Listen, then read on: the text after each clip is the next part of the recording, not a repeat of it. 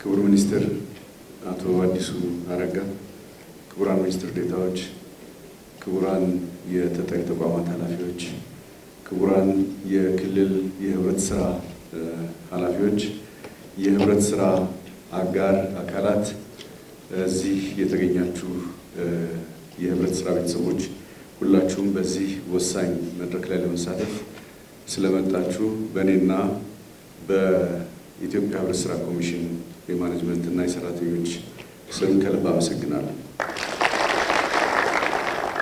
ከሁሉ አስቀድሜ የመላው ህዝባችን የተናጠል ጉልበት፣ እውቀትና ሀብት ከሀገራዊ የልማት ጸጋዎቻችን ጋር ደምሮ የብልጽግና ጉዟችን የማፋጠን ሚና ያላቸውን የህብረት ስራ ማህበራት ልማት ስትራቴጂ እና ፍኖተ ካርታ ይፋ ማድረጊያ መድረክ ላይ ተገኝቼ መልእክት ማስተላለፍ በመቻሌ የተሰማኝን ታላቅ ክብርና ደስታ በኢትዮጵያ ህብረት ስራ ኮሚሽን በአጠቃላይ የኢትዮጵያ ህብረት ስራ ቤተሰቦች ስም ልገልጽላችሁ እወዳለሁ። ሀገራችን ኢትዮጵያ ባለፉት 8 ዓመታት በአንድ በኩል በሁሉም የፖለቲካ፣ ኢኮኖሚ፣ ማህበራዊና ዲፕሎማሲ መስኮች ያሉትን ችግሮች በመፍታት በመለየት የፖሊሲ፣ የህግ፣ የአሰራር አደረጃጀትና የአመራር ችግሮችን ለማስተካከል የሚያስችሉ ተቋማዊና መዋቅራዊ ማሻሻያዎችን አድርጋለች። በሀገር በቀል የኢኮኖሚ ልማት ማዕቀፍ በግብርና፣ አምራች ኢንዱስትሪ፣ በአይሲቲ፣ ቱሪዝም እና ማዕድን ዘርፎች የብዝሃ ዘርፍ ልማት አቅጣጫ በመከተል ሀገራዊ ጠቅላላ ምርት ወይም ጂዲፒ እድገት በተከታታይ በማስመዝገብ ከፍተኛ ውጤት ማስመዝገብ ተችሏል። በክቡር ጠቅላይ ሚኒስትር አብይ አህመድ ሀሳብ አመንጭነት የበጋና ቆላ ስንዴ፣ የአረንጓዴ አሻራ የልማት ትሩፋት፣ የኢትዮጵያ ታምርት፣ የከተሞች የተቀናጀ ልማት፣ የገጠር ኮሪደር እና የዲጂታላይዜሽን ኢኒሼቲቮች ተቀርጸው በቅርብ ክትትልና ድጋፍ ተመርተው ከፍተኛ ውጤት ማስመዝገብ ችለዋል። እነዚህ ውጤቶችም በሀገር ውስጥ ብቻ ሳይሆን በዓለም አቀፍ ደረጃ ብዙዎቹ እውቅና የተቸራቸው ውጤቶች ናቸው። ከዚህ አንጻር ግብርና በሁሉም ዘርፎች በእርሻ፣ በእንስሳት፣ በምርምር፣ በሬጉላቶሪ በተለያዩ ስራዎች ትኩረት ሰጥተን እየመራ ነው። ዛሬም እየመራ ነው ያለ ዘርፍ ነው፣ እየተመራ ያለ ዘርፍ ነው። በሁሉም ደረጃዎች በተደረጉ ተከታታይ ጥረት በሚታረስ መሬት ስፋት፣ በውሃ፣ በግብዓት አቅርቦትና በቴክኖሎጂ አጠቃቀም ከፍተኛ እድገት ተመዝግቧል። ይሁን እንጂ ግብርና የአርሶ አደሩና የአርብቶ አደሮቻችን ተጠቃሚነት ከማረጋገጥ ተሻግሮ ለሌሎች አምራችና አገልግሎት ዘርፎች እድገት አስተማማኝ መሰረት እንዲሆንና የምግብ ሉዓላዊነትን የማረጋገጥ ግባችንን አሳክቶ ዓለም በደረሰበት የምርታማነት ደረጃ ይደርስ ዘንድ ትራንስፎርም መደረግ ይኖርበታል። ይህንን የግብርና ሽግግር ለመምራት ሀገራዊ ተጨባጭ ሁኔታን መሰረት ያደረገ የግብርናና ገጠር ልማት ፖሊሲ ተቀርጾ ተግባራዊ መደረግ ጀምሯል። ፖሊሲው ግብርናን ከማሸጋገር ባለፈ የገጠር ሽግግር ወይም ትራንስፎርሜሽን የማረጋገጥና ገጠርና ከተማን የማስተሳሰር ተልዕኮ ያለው ነው። ፖሊሲው መንግስት፣ የግሉ ዘርፍና የህብረት ስራ ማህበራትን ለተፈጻሚነቱ ወሳኝ ድርሻ ያላቸው አካላት መሆናቸውን በግልጽ አመላክቷል።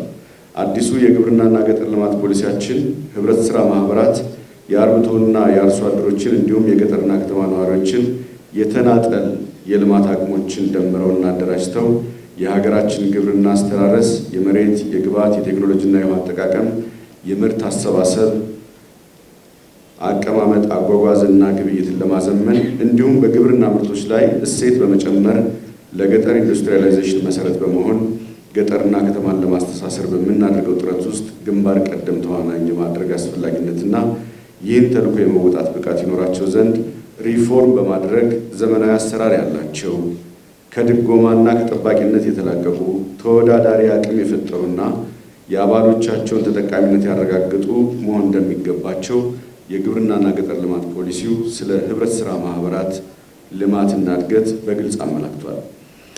የህብረት ስራ ማህበራት ሪፎርም ተግባራት አፈጻጸም እኔን ጨምሮ መላ የሚኒስቴር መስሪያ ቤታችን የማኔጅመንት አባላት በተለይም ደግሞ ዘርፉን የሚከታተሉት ስቴት ሚኒስትሮችና የግብርና ትራንስፎርሜሽን ኢንስቲትዩትና ሌሎች ተጠሪ ተቋማት ትብብር በማቀናጀት በቅርብ ስንከታተልና ስንደግፍ የቆየነው ዘርፍ ለግብርናና ገጠር ሽግግር፣ ለከተማና ገጠር ትስስር፣ ለገጠር ኢንዱስትሪያላይዜሽን፣ ለቁጠባና መዋዕለ ንዋይ ክምችት በንግድና ታክስ ስርዓታችን ውስጥ የሚታዩትን የግልጸኝነትና የቅልጥፍና ጉድለቶች ማስተካከል ለአምራችና ሸማች ትስስርና ተጠቃሚነት ዘርፍ ያለውን ዘርፈ ብዙ ሚና በመረዳት ነው። ዛሬ ይፋ የምናደርገው የህብረት ሥራ ማህበራት ስትራቴጂና የ10 ዓመት ፍኖተ ካርታ በቅርብ ስንከታተለው የነበረና በግብርናና በአምራች ኢንዱስትሪ፣ በንግድና በአገልግሎት እንዲሁም ታክስ አስተዳደር ዘርፍ ከቀረጽናቸው ፖሊሲዎች፣ ስትራቴጂዎችና የአጭርና የመካከለኛ የረዥም ጊዜ ግቦች ጋር የተናበበና ሁለንተናዊ ሀገራዊ ብልጽግናን ለማረጋገጥ የሚያስችል ስትራቴጂና ፍኖተ ካርታ የተዘጋጀ ነው። በመጨረሻም አጠቃላይ የህብረት ሥራ ማህበራት ሪፎርም ስራዎችን በማስተባበርም ሆነ ዛሬ ይፋ የምናደርገውን የልማት ስትራቴጂና ፍኖተ ካርታ በማዘጋጀት ሂደት ሚና ለነበራችሁ ተቋማት፣ አመራሮችና ባለሙያዎች፣ ሂደቱን በፋይናንስ ለደገፋችሁ የልማት አጋሮች በራሴና በኮሚሽናችን እንዲሁም በሚኒስቴር መስሪያ ቤታችን ስም ከፍተኛ ምስጋና አቀርባለሁ። በአጠቃላይ በተለይም በዚህ ዓመት የጀመርነው ሰፋ አድርገን እየሄድንበት ያለነው የህብረት ሥራ ሪፎርም ስራ እንዲሳካ የቅርብ ክትትልና ድጋፍ አመራር እንዲሁም ደግሞ የተዘጋጁ ህጎችን በሚኒስትሮች ምክር ቤት እንዲሁም በህዝብ ተወካዮች ምክር ቤት እንዲጸድቁ በማድረግ ጭምር ከፍተኛ ድጋፍ እያደረጉ ያሉት አሁንም ዛሬ በዚህ መድረክ ላይ ተገኝተው የተዘጋጀውን የ10 ዓመት የህብረት ሥራ የስትራቴጂና የፍኖተ ካርታ እንዲጸድቅ የክብር እንግዳ ሆነው የተገኙት ክቡር ሚኒስትራችን አቶ አዲሱ አረጋ የህብረት ሥራ ቤተሰብ በደንብ ሊያውቀውና ሊገነዘበው በሚገባው ልክ ማወቅ ስላለበት ነው ይህንን ማነሳው። በከፍተኛ ሁኔታ እየደገፉ የዚህ ሀገር የብልጽግና ጉዞ እንዲሳካ ህብረት ሥራ ሚናውን እንዲወጣ በማድረግ ረገድ የቅርብ ድጋፍና ክትትል እያደረጉልን ስለሆነ እንድታመሰግኗቸው ጠይቃለሁ። ከዚህ በመቀጠል ይህንን መድረክ በይፋ እንዲከፍቱልን የግብርና ሚኒስትርን አቶ አዲሱ አረጋን ወደ መድረክ ጋብዛለሁ። እባካችሁ። የተከበራችሁ የፌዴራል የመንግስት የሥራ ኃላፊዎች፣ የተከበራችሁ የህብረት ሥራ ማህበራት ቤተሰቦች፣ የዩኒቨርሲቲ ፕሬዝዳንቶች፣ የተከበራችሁ በዚህ ታላቅ መድረክ ሀገራዊ የህብረት ሥራ የፍኖተ ካርታ ማስታወቂያና የንቅናቄ መድረክ ላይ የተገኛችሁ ክቡራትና ክቡራን፣ ሁላችሁም ጥሪያችንን አክብራችሁ እንኳን ደህና መጣችሁ ለማለት እፈልጋለሁ።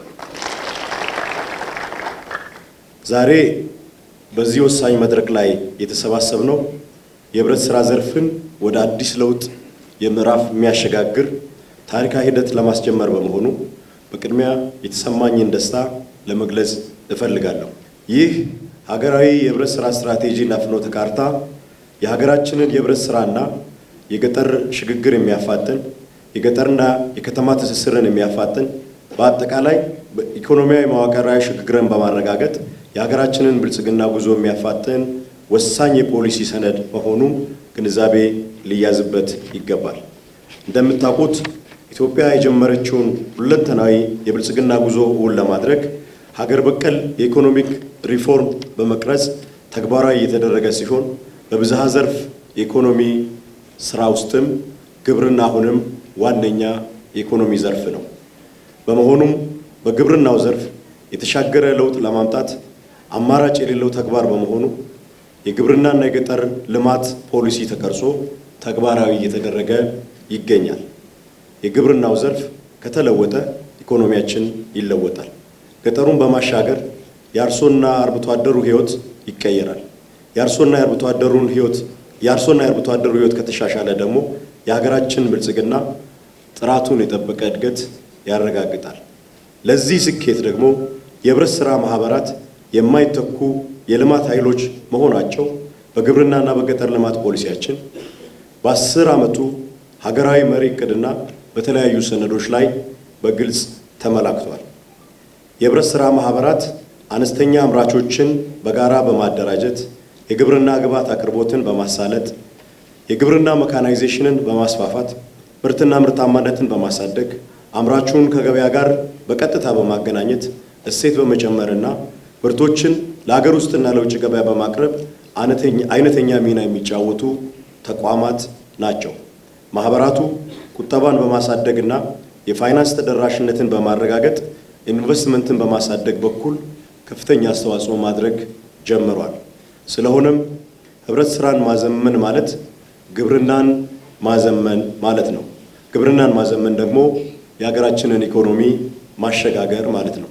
ክቡራትና ክቡራን፣ መንግስት የህብረት ስራ ዘርፍን አስፈላጊነት በመገንዘብ በሀገር በቀል ኢኮኖሚ ማሻሻያ በ10 ዓመቱ መሪ የልማት እቅድና በግብርናና ገጠር ልማት ፖሊሲ ውስጥ ለግብርናው ሽግግር ላለው አስተዋጽኦ ልዩ ትኩረት በመስጠት ሀገር አቀፍ የህብረት ስራ የእድገትና የተወዳዳሪነት ማሻሻያ ሪፎርም በመቅረጽ ወደ ተግባር ተገብቷል። ይህ ሀገራዊ ስትራቴጂና ፍኖተ ካርታ የዚህ ሪፎርም ዋና ማስፈጸሚያ ሲሆን የህብረት ስራ ዘርፍን ለረጅም ጊዜ ሲፈታተኑ የቆዩ ተግዳሮቶችን በመፍታት የማህበራቱን አጠቃላይ አሰራር ተወዳዳሪነትና ውጤታማነት ወደ ላቀ ደረጃ ለማሸጋገር ታቅዶ የተዘጋጀ ነው። በሀገራችን ከ89 ሺህ በላይ ቁጥር ያላቸው የህብረት ስራ ማህበራት ቢኖሩ ማህበራቱ አባላትን ተጠቃሚ ለማድረግ ከተቋቋሙለት ዓላማና በኢኮኖሚ ውስጥ ከሚጠበቅባቸው ሚና አንጻር አሁንም በርካታ ችግሮች ያሉባቸው መሆኑ በጥናት ተለይቷል። ስለሆነም ዛሬ ይፋ የምናደርገው ይህ ስትራቴጂና ፍኖተ ካርታ የህብረት ስራ ማህበራትን አመራር ለማጠናከር፣ ዲጂታላይዜሽንን ለማፋጠን፣ መካናይዜሽንና እሴት ጭመራን ለማስፋፋት፣ ቁጠባና ኢንቨስትመንትን ለማሳደግ፣ ተኪና ወጪ ምርቶችን በብዛት ለገበያ በማቅረብ በሀገር ውስጥና በውጭ ገበያ ተወዳዳሪ እንዲሆኑ ለማስቻልና የአባላትን ተጠቃሚነትና ደህንነት ለማረጋገጥ ያለመ መሪ ሰነድ ነው። የዚህ ስትራቴጂ ትልቁ ግብ የህብረት ስራ ማህበራትን የቢዝነስ አመለካከታቸውን በመለወጥ ከጥገኝነት ተላቀው ራሳቸውን በተማረ የሰው ኃይልና በዘመናዊ አሰራር በመምራት የአገልግሎት አሰጣጣቸውን በማዘመን ወደ ተወዳዳሪ ኢንተርፕራይዝነት ማሸጋገር ያለመ ነው። የህብረት ስራ ማህበራት የግብርና ምርትና ምርታማነትን ለማሳደግ የሚያስችሉ ዘመናዊ የግብርና ሂደቶች ውስጥ በንቃት የሚሳተፉ፣ ቴክኖሎጂን የሚጠቀሙ፣ ምርትና ሸማችን የሚያገናኙ፣ ከተማና ገጠርን የሚያስተሳስሩ ጠንካራና አስተማማኝ ተቋማት ሆነው ሊገነቡ ይገባል። ለገጠር ሽግግር መሰረት የሆነውን ግብርናችንን በማሻገር የአርብቶ አደሮችን ህይወት መቀየር ያስፈልጋል። ክቡራትና ክቡራን፣ ይህ ስትራቴጂ በሚፈለገው ደረጃ ወደ ተግባር ሲቀየር በዘርፉ ትላልቅ ለውጦችን ማምጣት ያስችላል። ለአብነትም የህብረት ስራ ማህበራት ምርትና ምርታማነት ያድጋል። ገበያን የመወሰን አቅማቸውና የገበያ ድርሻቸው ከፍ ይላል። የፋይናንስ አቅማቸው ይጠናከራል። ቁጠባና ኢንቨስትመንት እንዲስፋፋ ያደርጋል። በእሴት ጭማሪና በኤክስፖርት ተሳትፎ የተሻለ ውጤት ያስመዘግባሉ። ለወጣቶችና ለሴቶች ሰፊ የሥራ ዕድል ይፈጥራሉ። ከሁሉም በላይ የሀገራችንን የምግብ ዋስትና ከማረጋገጥ አኳያ ሚናቸውን በአግባቡ ይወጣሉ። የኢኮኖሚ መረጋጋትን ያጠናክራሉ። ይህ ለውጥ እንዲመጣ ግን የሁላችንንም ቁርጠኝነት፣ ቅንጅትና ተከታታይ ርብርብ የሚጠይቅ መሆኑ ሊሰመርበት ይገባል። ስለሆነም ሁላችንም ባለድርሻ አካላት በአንድነትና በቅንጅት ይህን ስትራቴጂ ለማሳካት በጋራ መረባረብ ይጠበቅብናል። በዚህ ረገድ ሚኒስቴር መስሪያ ቤታችን የህብረት ስራ ማህበራት በህግና በሙያ የሚመሩ በአባላት ባለቤትነት የሚተዳደሩ ውጤታማና ተወዳዳሪ ተቋማት እንዲሆኑ በቀጣይም አስፈላጊውን የፖሊሲ የህግና ተቋማዊ ድጋፍ ሁሉ እንደሚያደርግ ላረጋግጥላችሁ እወዳለሁ። በዚህ ረገድ በኮሚሽኑ የተጀመረውን ሪፎርም ለማፋጠን የሚያስችሉ የህግ ማዕቀፎችን በማዘጋጀት ወደ ስራ እንዲገቡ ለማድረግ ችለናል። በቅርቡም የምናስበውን ሪፎርም ዳር ለማድረስ የሚያስችለንን አዋጅ ቁጥር 985/2009 ማሻሻያ አዋጅ ጸድቆ ወደ ስራ እንዲገባ ማድረግ ችለናል። የዚሁ አዋጅ ማስፈጸሚያ ደንብ ላለፉት 9 ዓመታት ያልነበረው ሲሆን አሁን አዋጁን ለማስፈጸም የሚያስችለው ደንብ ተዘጋጅቶ ያለቀ ሲሆን በቅርቡም ጸድቆ ወደ ተግባር የሚገባ ይሆናል። ክቡራትና ክቡራን፣ ዛሬ በይፋ ወደ ስራ የምናስገባው ስትራቴጂና ፍኖተ ካርታ የህብረት ስራ ዘርፍን ብቻ የሚመለከት አይደለም። ይልቁንም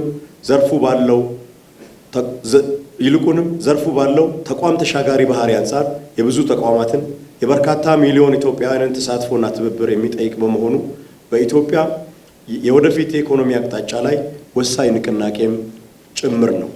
የአርሶና የአርብቶ አደሩን ሕይወት ለመቀየር፣ የከተማ ነዋሪዎችን የምርት ተጠቃሚነት ለማሳደግ፣ አምራች ኢንዱስትሪውን በበቂ ግብዓት ውጤታማነት ለማድረግ፣ የገጠር ከተማ ትስስርን ለማፋጠን፣ የገጠሩን ኢኮኖሚ ለማዘመን፣ የሀገራችንን ብልጽግና ለማረጋገጥ ህብረት ሥራ ወሳኝ መሳሪያችን ነው።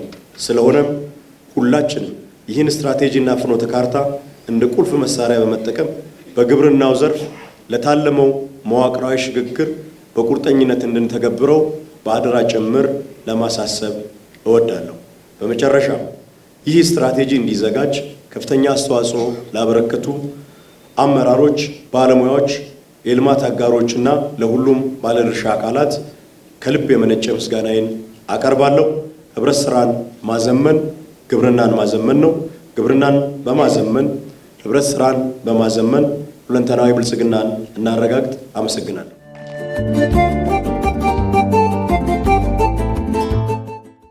ሰኚ ዳሹ እባላለሁ። ከጨፌ ወጣቶች ሁለገብ ህብረት ሥራ ማህበር ፕሬዝዳንት። እንግዲህ ማህበራችን 5 ዓመታችን ዛሬ። ከዚህ በፊት ክብር ሚኒስትሩ ጠቅላይ ሚኒስትር ጋር ያሉ ጎብኝቶናል። ላፍቶ ጀሞ አካባቢ ላይ አሁን ሁላችንም ዛሬ ድጋሜ በመገናኘታችን በመድረክ ላይ መገናኘታችን ማህበራችን ከተመሰረተ ጀምሮ የመጀመሪያ እንዲህ አይነት እድል አገራዊ ስትራቴጂን የኮኦፐሬቲቭ ስትራቴጂና ፍኖተ ካርታ ላይ ስንወያይ የመጀመሪያችን ነው። ሆኖም ግን እዚህ ውስጥ አሁንም በፊት አሳሪ የነበሩት አሰሪ ያልሆኑትን የተፈቱበት ሁኔታ ያየናቸው አሉ። ነገር ግን ደግሞ ደበስ ተደርጎ የታለፉትን ያየናቸው አሉ። በፊት አዋጅ 985/2009 የነበረው ውስጥ አስተያየቱም ኮሜንትም ሰጥተንበታል። ነገር ግን አሁን ላይ ካለው አሁን የወጣው አዋጅ 6/2018 በወጣው ውስጥ ሲካተት ምን ያህል የተካተተ እንደሆነ እኛ በግልጽ ባናቅም እንኳን ዛሬ ላይ ካየነው ላይ አደረጃጀቱ ላይ ቅድም ቤቶችና ልማት ኮንስትራክሽን ሚኒስትር የመጣለ የከተማና ልማት ኮንስትራክሽን ጠቅሶ ነበር ያለፈው። አደረጃጀት ላይ መኖሪያ ቤት ብቻ ብሎ አልፏል። ዝርዝር መግለጽ እንትን አተገባበር አላስቀመጠም። ከዚህ በፊት የህብረት ሥራ ማህበራት መኖሪያ ቤትም ሆነ የትኛውንም መስሪያ ቦታዎችን በመደባና በምሬት ነው የሚያገኙት ነው የሚለው አዋጁ ላይ። አሁን ላይ ግን በዝርዝር በፍኖተ ካርታው ካልተቀመጠ በአዋጁ ላይ ምን ያህል በዝርዝር እንደተቀመጠ ምንም መስረጃ የለንም። ምክንያቱም ሁለገብ እንደመሆናችን መጠንም ብቻም ሳይሆን በመኖሪያ ቤቱ ሳይት ፕላኑም ዲዛይኑም ሁሉም ነገር ሂደት ላይ ያለ ነው። ማህበራቶችስ አተገባበሩ ግልጽ ስላልሆነ ግልጽ ቢሆንልን አንድ። ሁለተኛ የማኔጅመንቱ ጉዳይ የህብረት ሥራ ማህበራቱ የዕለት ተዕለት አፕዴት መደረግ ይፈልጋሉ። ሁል ጊዜ መረጃ ማግኘት ይፈልጋለን። ስለዚህ ይህን ስትራቴጂክ ፍኖተ ካርታውን የ10 ዓመት ነው እንደመሆኑ መጠን የሚመጥን አመራር ያስፈልጋል ማለት ነው። ይህን ፍኖተ ካርታ ተግባራን የሚመጥን ሊተገብር የሚችል አመራር ያስፈልጋል ማለት ነው። ከዚህ በፊቱ እንደመጣን መጥናል። ነገር ግን በሳል የሚዋድ በቢሮ ደረጃ ብቻ የማያስቀር ጥሩ ሪፎርም ላይ ናል። ኮሚሽኑ ከቢሮ ነው ግን እስከ ቀበሌ ነው። ስራ ላይ ያሉት ማህበራቶች ላይ ግን ትኩረት አልተደረገበትም። የተደራጁት ህብረት ሥራ ማህበራት ላይ ትኩረት አልተደረገም። ማህበራትን ማዋደድ ውህደት ላይ ነው ያቀረቡት። ውህደት ላይ ጥናቱን አካሂዳቸዋል። ጥሩ። በትንሽ ቁጥር ትልቅ ስራ መስራት ይቻላል። ጥሩ። ግን በምን አይነት መልኩ ፈርሷል ነው እንጂ ከምን አንጻር ነው የፈረሰ? በማን ችግር ነው የፈረሰ? በማህበራት ችግር ነው የፈረሰ? በወይ በሴክተሩ በሚመሩት ደረጃ በደረጃ ባሉት የድጋፍና ክትትል ማነስ አቅም ማነስ ነው ያን የፈረሰ? ውስጣዊ አቅም ግንባታውን መፈተሽ ብቻል መልካም ነው። አንድ። ሁለተኛ አቅም ሁለት ቦታ ይካፈላል። አንድ የአስተራራዊና የአስተራር የኮኦፐሬቲቭ መገናዘብ አቅም ይፈልጋል። ሁለተኛ የፋይናንሻል ላይ ሳኮ ጥሩ እየሰራን አለ። ጨፌ ሳኮ በውስጣችን መስርተናል። ጥሩ ላይ ያለ ነው።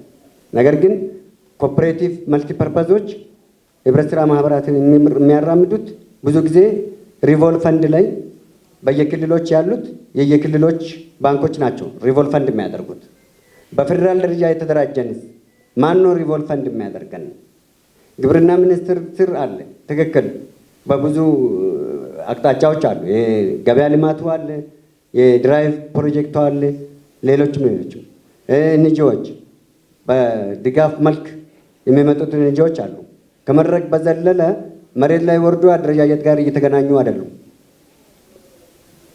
በምንሰራቸው ስራዎች ላይ ተግባራዊ ፕራክቲስ ነው የሚያስፈልገን። አሁን ማህበራት የምንፈልገው ቲዎሪ አይደለም፣ ፕራክቲካል ወርዶ ከኔ ጋር ተገናኝቶ ስራው ችግሬን አይቶ መርምሮ ተቀብሎኝ መፍትሄ የሚሰጠኝን ነው የሚያስፈልገኝ እንጂ እንትኑ አይደለም ማለት ነው። በስም ደረጃ በሪፖርት ደረጃ ሳይሆን ተግባራዊ አምናለሁ። አሁን ያላችሁት በሳል አመራሮች በእርግጠኝነት ወጣት አዘልም ስለሆናችሁ ተግባራዊ ናቸው ብዬ ነው የሚያምነው አውቀዋለሁና። ነገር ግን አሁን ከዚህ በኋላ ያለው ነገር በትክክል ድጋፍና ክትትል ያስፈልገናል። ስልጠና በተለያየው ጊዜ መምጣት ከሀገር ውጭ ያለ ተሞክሮ እኛ ስራ ላይ ያለ ነው። ለምንድን ነው ተሞክሮ ማይመቻችልን? ከሀገር ውጭ ለምሳሌ ኬንያ ላይ ሄድናል። የሆነ እድል በሌላ መንገድ ገጥሟል። ኮቻኮ ኮኦፕሬቲቭን ጎብኝተናል። ኮቻኮ ኮፕ መልቲፐርፐዝ ናቸው። ትራንስፖርት፣ መዘጋጃ ቤታዊ ዘርፈ ብዙ ነገሮች ላይ የሚሳተፉት እነኚህ ማህበራቶች ናቸው። ግን እዚህ ማህበራቶቹ ምን ያህል ነው ሀገራዊ ምክክር ኮሚሽን ላይ ማህበራዊ፣ ኢኮኖሚያዊ፣ ፖለቲካዊ ተሳትፏችን ላይ ይሄን ያህል አይደለንም። ለምንድን ነው እድል የማይሰጥ? በር መከፈት አለበት። ሀገራዊ ምክክር ኮሚሽን ላይ ህብረት ስራ ማህበራት ለምን አልተሳተፉም? ሀገራዊ ምክክር ኮሚሽን ውስጥ የለም ማህበራት። ለምን አልተሳተፍንም? አደረጃጀት አይደለም ወይ? ሴክተር አይደለም ወይ? አንድ ሁለተኛ፣ ሰላም ላይ እንደ ኮኦፕሬቲቭ የሚሰራ የለም። ለምንድን ነው የማንሰራ? ለምንድን ነው የማንሳተፍ? ስለዚህ በተቻለ መጠን ዘርፈ ብዙ ነገሮች አሉ። ፍኖተ ካርታውን ሊተገብር የሚችል አመራር ያስፈልጋል። ከተገኘለት ግን ፍኖተ ካርታው ይህ ስትራቴጂው በትክክል ሳይወለጋገድ ሳይንገዳገድ አሁን የተሰጠውን አስተያየት እርምት ከተደረገና ወደ ተግባራዊ ከመጣ አገራችን እጅግ በጣም ከ1953 ዓመተ ምህረት ጀምሮ እስከ ዛሬ ድረስ 67 ዓመት ሙሉ እድሜ ያለው ህብረት ስራ ማህበር ነው ኮሚሽን። ግን እስከ ዛሬ ድረስ ኮሚሽን የራሱ ቢሮ መኖር አለበት። የኢትዮጵያ ህብረት ስራ ኮሚሽን ራሱ ቢሮ ሊኖረው ይገባል። ወደ ታች አቅም ግንባታ ማለት ራሱ ሪሰርች ሲኖረው ቁመና አቋሙ ሲኖረው ነው ወደ ታች እንትን የሚያደርገው የኛንም አቋም የሚሰራው እና በተቻለ መጠን በቅርበት ማየት መቻል አለባቸው። ስልጠና ያንሰናል፣ እውቀት ያንሰናል። በየሀገራቶች የምንሄድበት የምንጎበኝበት ተሞክሮ የምንካፈልበት እድል ይፈጠርልን እላለሁ። በተቻለ መጠን እጅግ በጣም አመሰግናቸዋለሁ። እግዚአብሔር ይስጥልን። አብተየስ ይባላለሁ። ከአዲስ አበባ ህብረት ስራ ኮሚሽን ነው። እንደ አዲስ አበባ ህብረት ስራ ኮሚሽን ከፍተኛ ንቅናቄና ስራ ጀምረናል። የዛሬ አጀንዳ ደግሞ ለእኛ እንደ ስፕሪንግ ቦርድ የሚያግዘን መሆኑን እኔም መግለጽ እፈልጋለሁ።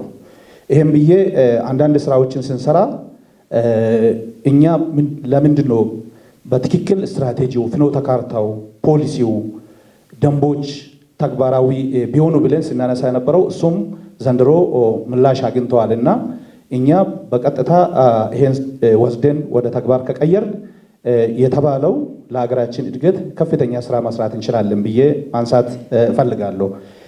ሌላ እንደ አዲስ አበባ በርካታ ስራዎችን እየሰራን ነው። እኛ ከድጎማ ከሸቀጥ ስርጭት ወጥተን ማህበራቶች እሴት ጨምሮ ራሳቸውን አዘምነው የቴክኖሎጂ ልምምዶችን ተጀምረዋል።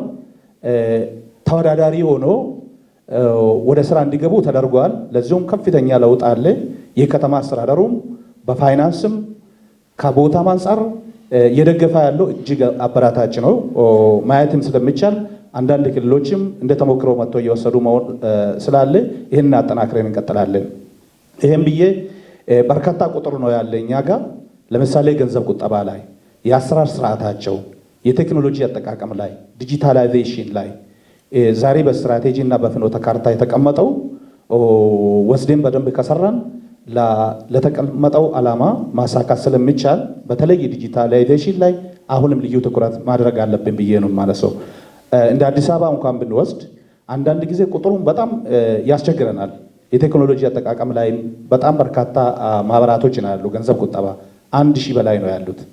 በብዛት በጣም ብዛት ቁጥር አላቸው።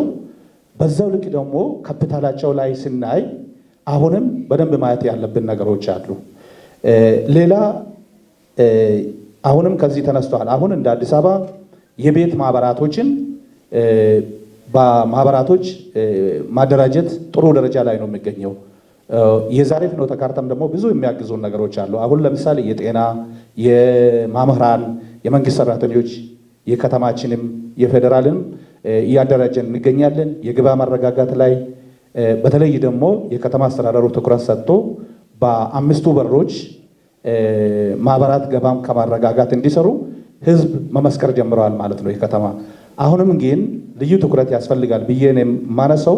አባል መጨመር፣ ካፒታል ማሳደግ ላይ አሁንም ገና እንደ አሳይመንት መስራት ያለብን ብዬ ነው የማነሳው። ሌላ የጀመርናቸው ቢኖርም ከክልሎች ጋር ተሳስሮ መስራት ላይ ክልል ለክልል የምርት አዲስ አበባ ላይ ቦታ ሪሶርስ አለ። ክልሎች ደግሞ ምርታቸውን በቀጥታ እኛ ጋር ከመጡ ተቀናጅተን መስራት ስለምንችል እዚህ ላይም የተጀመረውን ከዛሬ ፍኖተ ካርታ ጋር በደንብ ስለሚያግዘን የህብረት ስራ ማህበራት ሪፎርም ጀምረናል። ባለፈው ደግሞ የተሰጠው ስልጠናም እጅግ እናመሰግናለን። እኛ የግብርና ሚኒስቴርን እናመሰግናለን። እኛም በመድረኩ ተገኝተናል። ባለሙያዎች እውቀታቸውን አሁንም እንዲያነቡ ስልጠና እንዲያገኙ የተጀመረው በዚህ ካጠናከር አመራሮቹ ፕሮፌሽን ብቻ ካልተነበበ ካልተሰራበት ትርጉም የለውም ብለን ነው የምንወስደው። ባለፈው 8000 የግብርና ልማት ባለሙያዎችና ይሄን ዘርፍ ላይ የሚሰሩ በየ3 ዙር የሰለጠኑትን ይሄ ተጠናክሮ ቢቀጥል ዲጂታላይዜሽን ላይ በደንብ ብናጠናክር የገንዘብ ቁጠባ የአሰራር ስርዓታቸውን ብዙ ካፒታል ነው ያላቸው። ሌሎች ሀገሮች እንደ ኬንያ መውሰድ እንችላለን። ትንሽ ቁጥር ነው ያላቸው። ጂዲፒ ውስጥ ያላቸው ተሳትፎ በጣም ከፍተኛ ነው። በዛ ልክ እኛም የጀመርናቸው የሀገራችን የእድገት ጉዞ ላይ የብልጽግና ጉዞ ላይ ከዚህ በላይ እንደ አዲስ አበባ ማተግበር ስለጀመር የበለጠ እንድናጠናክር የዛሬ ፍኖተ ካርታና ስትራቴጂ እኔ እጅግ ደስተኛ ነንና ወስደን ወደ ተግባር እንቀይራለን የሚለውን ነገር ለማንሳት ፈልጌ ነው። አመሰግናለሁ። ህብረት ስራ ቤተሰቦች እንኳን ደስ አላችሁ። ክቡር ሚኒስትርም ዛሬ ለበርካታ ለኢትዮጵያውያን ተስፋ የሚሆነውን ግብርናችን፣ ማህበራዊ ልማት፣ ኢኮኖሚ ልማት ላይ ትልቅ ትርጉም ያለው ስራ የሚሰራ ህብረት ስራ ላይ ዛሬ ስትራቴጂና ፍኖተ ካርታው በዚህ ደረጃ ደርሶ መምጣቱ እኔ በጣም ትልቅ ምርታ ነው የሚል አስተያየት አለኝ። ይሄን ጅማሮ ወደ አረም ማድረስ የሁሉንም ከላይ እስከታች ተቀናጅቶና ተናቦ መሄድ በጣም ያስፈልጋል የሚል አስተያየት አለኝ። ይሄን ስል በምክንያት ነው። ህብረት ስራ ለምን የሚል ጉዳይ እያንዳንዱ ሰው እዚህ ቤት ያለ ሰው ያው ይጠፋዋል ብዬ ሳይሆን ለማስታወስም ያህል ህብረት ስራ ለምን ሲባል ህብረት ስራ በእኛ እይታ ቅድም አቶ ሽመክትም ሲያነሳ የተለያየ ያነሳቸው ነገሮች አሉ። ኮምፕሬሄንሲቭሊ ስናይ ግን በእኛ በኢትዮጵያ ኮንቴክስት የግብርና ሽግግር እናምጣ ካልን ህብረት ስራ ቁልፍ ነው። የማህበረሰብ ለውጥ እናምጣ ካልን ህብረት ስራ ቁልፍ ነው። ለምን በተደራጀ መንገድ መሄዱ ያለው ፋይዳ ብዙ ስለሆነ እዛ ዝርዝሩ አልገባም። በአጠቃላይ ህብረት ስራ በተደራጀ መንገድ ህብረተሰቡን አንቀሳቅሶ የልማቱ ተሳታፊም ተጠቃሚም ፍትሃዊ ተጠቃሚ መሆን የሚችልበት እድል የምንፈጥርበት ስለሆነ ይሄ ስትራቴጂ እና ፍኖተ ካርታ እነኚህ ጉዳዮች ለማሳካት በተለይ መንግስታችን ያስቀመጠው የመደመር መንግስት ላይ የተቀመጠው ጉዳዮች ያሉን አቅሞች አቀናጅተን እናስተባብረን የሚለው በትክክል በህብረት ስራ ይገለጻል። በብዙ መልኩ እዛ የተዘረዘሩ ጉዳዮች አሉና ስለዚህ ግብርናን ከባህላዊ አሰራር አውጥተን ወደ ዘመነ ግብርና፣ ውሃ ተኮር ግብርና፣ የዘመነ ግብርና ስንል ለፍጆታ ማምረት ሳይሆን ለገበያ ማምረት ብለን ስናስብ ከእሴት ሰንሰለትን ማዕከል ያደረገ ግብርናን የሚሰራው ህብረት ስራ ነው። ከግብዓት አቅርቦቱ ሲቻል እስከ ገበታ፣ ካልተቻለ ደግሞ እስከ ገበያ። በዚህ ውስጥ አምራቹም ተጠቃሚ ነው፣ ሸማቹም ተጠቃሚ ነው፣ ኢንዱስትሪያሊስቱም ተጠቃሚ ነው እና ይህንን በዘላቂነት መንግስታችን ያስቀመጣቸው ጉዳዮች፣ ፓርቲያችን ያስቀመጣቸውን ጉዳዮች በተለይ ዘላቂ ማህበረሰብ ለውጥ፣ ተሳትፏዊ፣ ፍትሃዊ የሚባሉ ጉዳዮችን የሚመለስበት ቦታ ህብረት ስራ ነው እና እኔ ይህን ስትራቴጂ በዚህ ደረጃ ማምጣቱ ጠንካራ ህብረት ስራ ማህበራት፣ የዘመኑ ህብረት ስራ ማህበራት እንዲፈጠሩ በሀገራችን የተሰሩትም የጎደላቸው እንዲሞላ እንዲዘምኑ ትልቅ አቅም ይሆናል የሚል አስተያየት አለኝ። እዛ ስትራቴጂውም ፍኖተ ካርታውም ላይ የተቀመጡ ጉዳዮችን እንዳለ ወስጄ ግን እዛ ላይ ያሉ ነገሮችን ሳልዘረዝር መታየት ነበረባቸው፣ ቀጣይ መታየት አለባቸው ብላችሁ ጉዳዮች አሉኝ። ሰውን አባል የሚያደርገው ጉዳይ ጥቅም ነው፣ የሃይማኖት ተቋም አይደለም። ሰዎች የማህበረሰብ ተቋም ነው ይላሉ፣ ወይ የመንግስት ተቋም ነው ይላሉ። አይደለም። ህብረት ስራ የቢዝነስ ተቋም ነው። ግን ቢዝነስን የሚሰራው በማህበራዊ ኃላፊነትን ማዕከል አድርጎ ነው። ቢዝነስ ዊዝ ሶሻል ሪስፖንሲቢሊቲ ነው የሚሰራው። እሱም እያተረፈ ህብረተሰቡን እየጠቀመ ሰስቴናቢሊቲን፣ ዘላቂነትን ማዕከል ያደረገ ነው። ስለዚህ ይሄ ከሆነ አባል በሆነውና ባልሆነው መካከል ፍንትው ያለ የገቢ ልዩነት መታየት አለበት። ሰነዱ ይህን ቢያመላክት ጥሩ ነው። ቀጣይም ቢሆን አባል በመሆን ምንድነው የማገኘው? ውጭ ሀገር ስንሄድ እኮ የህብረት ስራ ነው ከተባለ ኮሞዲቲው ክሬዲብል ነው፣ ትረሰብል ነው። ስለዚህ በተሻለ ዋጋ ይገዛል። ቅድም ጌታውን ያነሳል ብዬ ነበር፣ ሳያነሳው ቀረ። በተሻለ ዋጋ ይገዛል፣ በሆነ ፕሪሚየም ማለት ገዢው። በእኛ ሁኔታ ግን ያው ይታወቃል። ይህን የምንቀይረው እኛ በአባሉና አባል ባልሆነው መካከል ምንድን ነው የሚመጣው ልዩነት ተብሎ በገጠርም በከተማም ያለ የህብረት ስራ አባል እሱም ፍንትው አድርጎ ቢያሳይ ጥሩ ነው። ሁለተኛ የካፒታል ጉዳይ ተቀምጧል። እኔ ዝም ብዬ ካልኩሌት ሳደርግ ነበር። ካፒታል መንግስት ጄኔሬት በሚያደርገው ካፒታል ህብረት ስራ አይፈጠርም። they have to be self financed፣ በራስ ፋይናንስ መደረግ አለበት። ይሄ ደግሞ ይቻላል። እኔ አሁን ቅርብ ጊዜ በዚህ ዓመት በኋላ እነ ተክሌ ሊያነሱ ይችላሉ፣ አዳዲስ ብራንድ ያላቸው ኮኦፕሬቲቮች እየፈጠሩ ነው። በኮኦፕሬቲቭ ማምረት፣ ግብይትና እሴት ጭመራ በሚል ሚኒመም 250 አባላት ያሉት ኮኦፕሬቲቭ 1927 ኢንዱስትሪዎችን የአርሶ አደር ባለቤት የሆነባቸው 8500 አባላት ያሏቸው እየመሰረትን ነው። 12ቱ የወተት ኢንዱስትሪዎች ናቸው፣ ስራ ጀምረዋል። ሌላው በቲማቲም በእንሰት እና በማር እየሰራ ነው። ለምንድን ነው የማነሳው?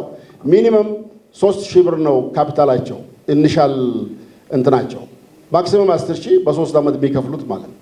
ስለዚህ እያንዳንዱ ሰው 2000 ብር እንኳን ፋይናንስ እንዲያደርግ ብናደርግ ትሪሊየንስ መሆን ይችላል። የመደራደር አቅማቸው ከፍ ይላል። ስለዚህ ሌላ ቦታ ፋይናንስ መፈለግ የለብንም። የሚያስፈልገው ፋይናንስ ኢኮኖሚው ከሚያመነጨው ሀብት አባላቱ ጀነሬት ማድረግ አለባቸው። ለነሱ መሆኑን ግን በቂ ግንዛቤ ፈጥረን ማለት ነው እና እሱ ጋር በደንብ ቢታይ ጥሩ ነው። ከቁጠባ ጋርም ተያይዞ ቁጠባ ላይ ተቀምጠው እኔ አሁን በ10 ዓመት 1 ትሪሊየን እንገባለን። እኔ 10 ትሪሊየን የምጠብቀው ለምን ቢባል ስለሚቻል ኢኮኖሚ ሀብት እያመነጨ ስለሆነ። በቀደም አንድ አርሶ አደር ጋር ሄድኩ። አንድ ቀበሌ ስዞር የተተከለ ጎመን እያሳየኝ፣ ጥቅል ጎመን ወደ 35700 ጎመን ነው። አሁን 70 ብር አካባቢ ነው አለ። ትንሽ አየሩ እንትን ብሏልና ትራንስፖርት ችግር ስላለ 90 ብር ሲገባ ጠብቄዋለሁ ይለኛል። ሰዎች አሉ። እኔ ካልኩሌት አረኩና ወዲያውኑ ጉዳዩ ሚሊዮን ብር ይገባል። ሚሊዮን ታውቃለህ ወይ አልኩት፣ ሌሎች ሰዎች ሳይሰሙ። ምን አልክ አለኝ። ሚሊዮን ታውቃለህ ወይ? ሚሊዮን ምን አላት? እሷማ እኮ ስራ ማስኬጃ ናት። this is the word the farmer said። ምን ለማለት የፈለኩት ኢኮኖሚ ሀብት እያመነጨ ነው ያለው። የሚያመነጨውን ሀብት ወደ ተጨማሪ ሀብት ወደሚፈጥር ነገር የምናመጣው ስሩ ኮኦፕሬቲቭ ነው። ስለዚህ ቁጠባ ላይ ያለው ጉዳይ በደንብ እንደገና ሪቪዚት ብናደርገው አቅሙ ስላለ ማለት ነው፣ በገጠርም በከተማም። ኢኮኖሚ ሀብት እያመነጨ ስለሆነ ስለዚህ እሱ ፓርት ብናየው ጥሩ ነው።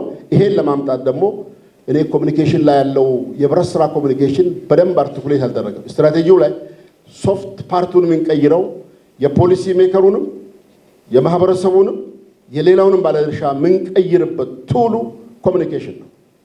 ዊዛውት ኮሚኒኬሽን ኖ ኮኦፐሬቲቭ። የኮሚኒኬሽን ስትራቴጂ የኮኦፐሬቲቭ ኮሚኒኬሽን ተቀርጾ ኮኦፐሬቲቭ ለምን ብዙዎች እኮ አሁንም የጽድቅ ተቋም ነው ብሎ ያስባሉ።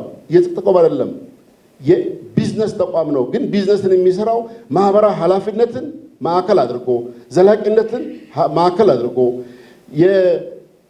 ይሄ ዊን ዊን የምንለው ሰጥቶ መቀበል አትርፎ ማትረፍ የሚለውን ማዕከል አድርጎ ነው የሚሰራ። ፕሪንሲፕሉ የሚለው ይሄንን ነው። ይሄንን የምንቀይረው ስሩ ኮኦፐሬቲቭ ኮሚኒኬሽን ነው።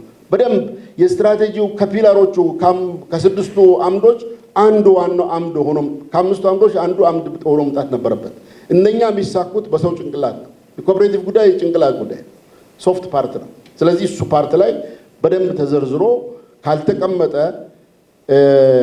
ቀጣይም ቢሆን ወደ የምንፈልገው ነገር ለመሄድ ችግር ይኖራል የሚል ስጋት ስላለኝ ነው። ሌላው አንዳንድ ጉዳዮች ምናልባት እኔ አስቀማጮቹ ፈርተው ሊሆን ይችላል። እርግጠኛ ሆኜ መናገር መጥፈር ይቸግረኛል። ስፖርት አናሊሲስ ላይ ሲያስቀምጡ ስጋት ብለው ፖለቲካል ጣልቃ ገብነት፣ እኔ ከጣልቃ ገብነቱ ይልቅ በደንብ መቀመጥ ያለበት ፖለቲካል ዊል ትኩረት።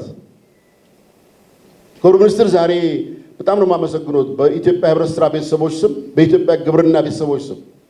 ምክንያቱም ግብርናና ህብረት ስራ እንነጣጠሉ አይደሉም፣ የአንድ ሳንቲም ሁለት ገጽታ ናቸው። ህብረት ስራን ስንቀይር ግብርናን እንቀይራለን። ህብረት ስራን ስናዘምን ግብርና እናዘምናለን። ህብረት ስራ የፖለቲካል ዊል ይጠይቃል። የአመራሩን ትኩረት ይጠይቃል። ያለ ትኩረት ሊመራ አይችልም። እኛ አይተናል እኮ እኔ በ2014 15 ካሰራጨሁት ማዳበሪያ 500-600 ሚሊዮን ባከነ። 2-3 ተቋም ህብረት ስራ የሚመራው ግን በኋላ ደግሞ በ2016 ጠጋ ብለን አመራር ደግፎ ሲመራ 3.1 ቢሊዮን ብር 101% ተመለስን። 101 የሚሆነው ለምንድን ነው?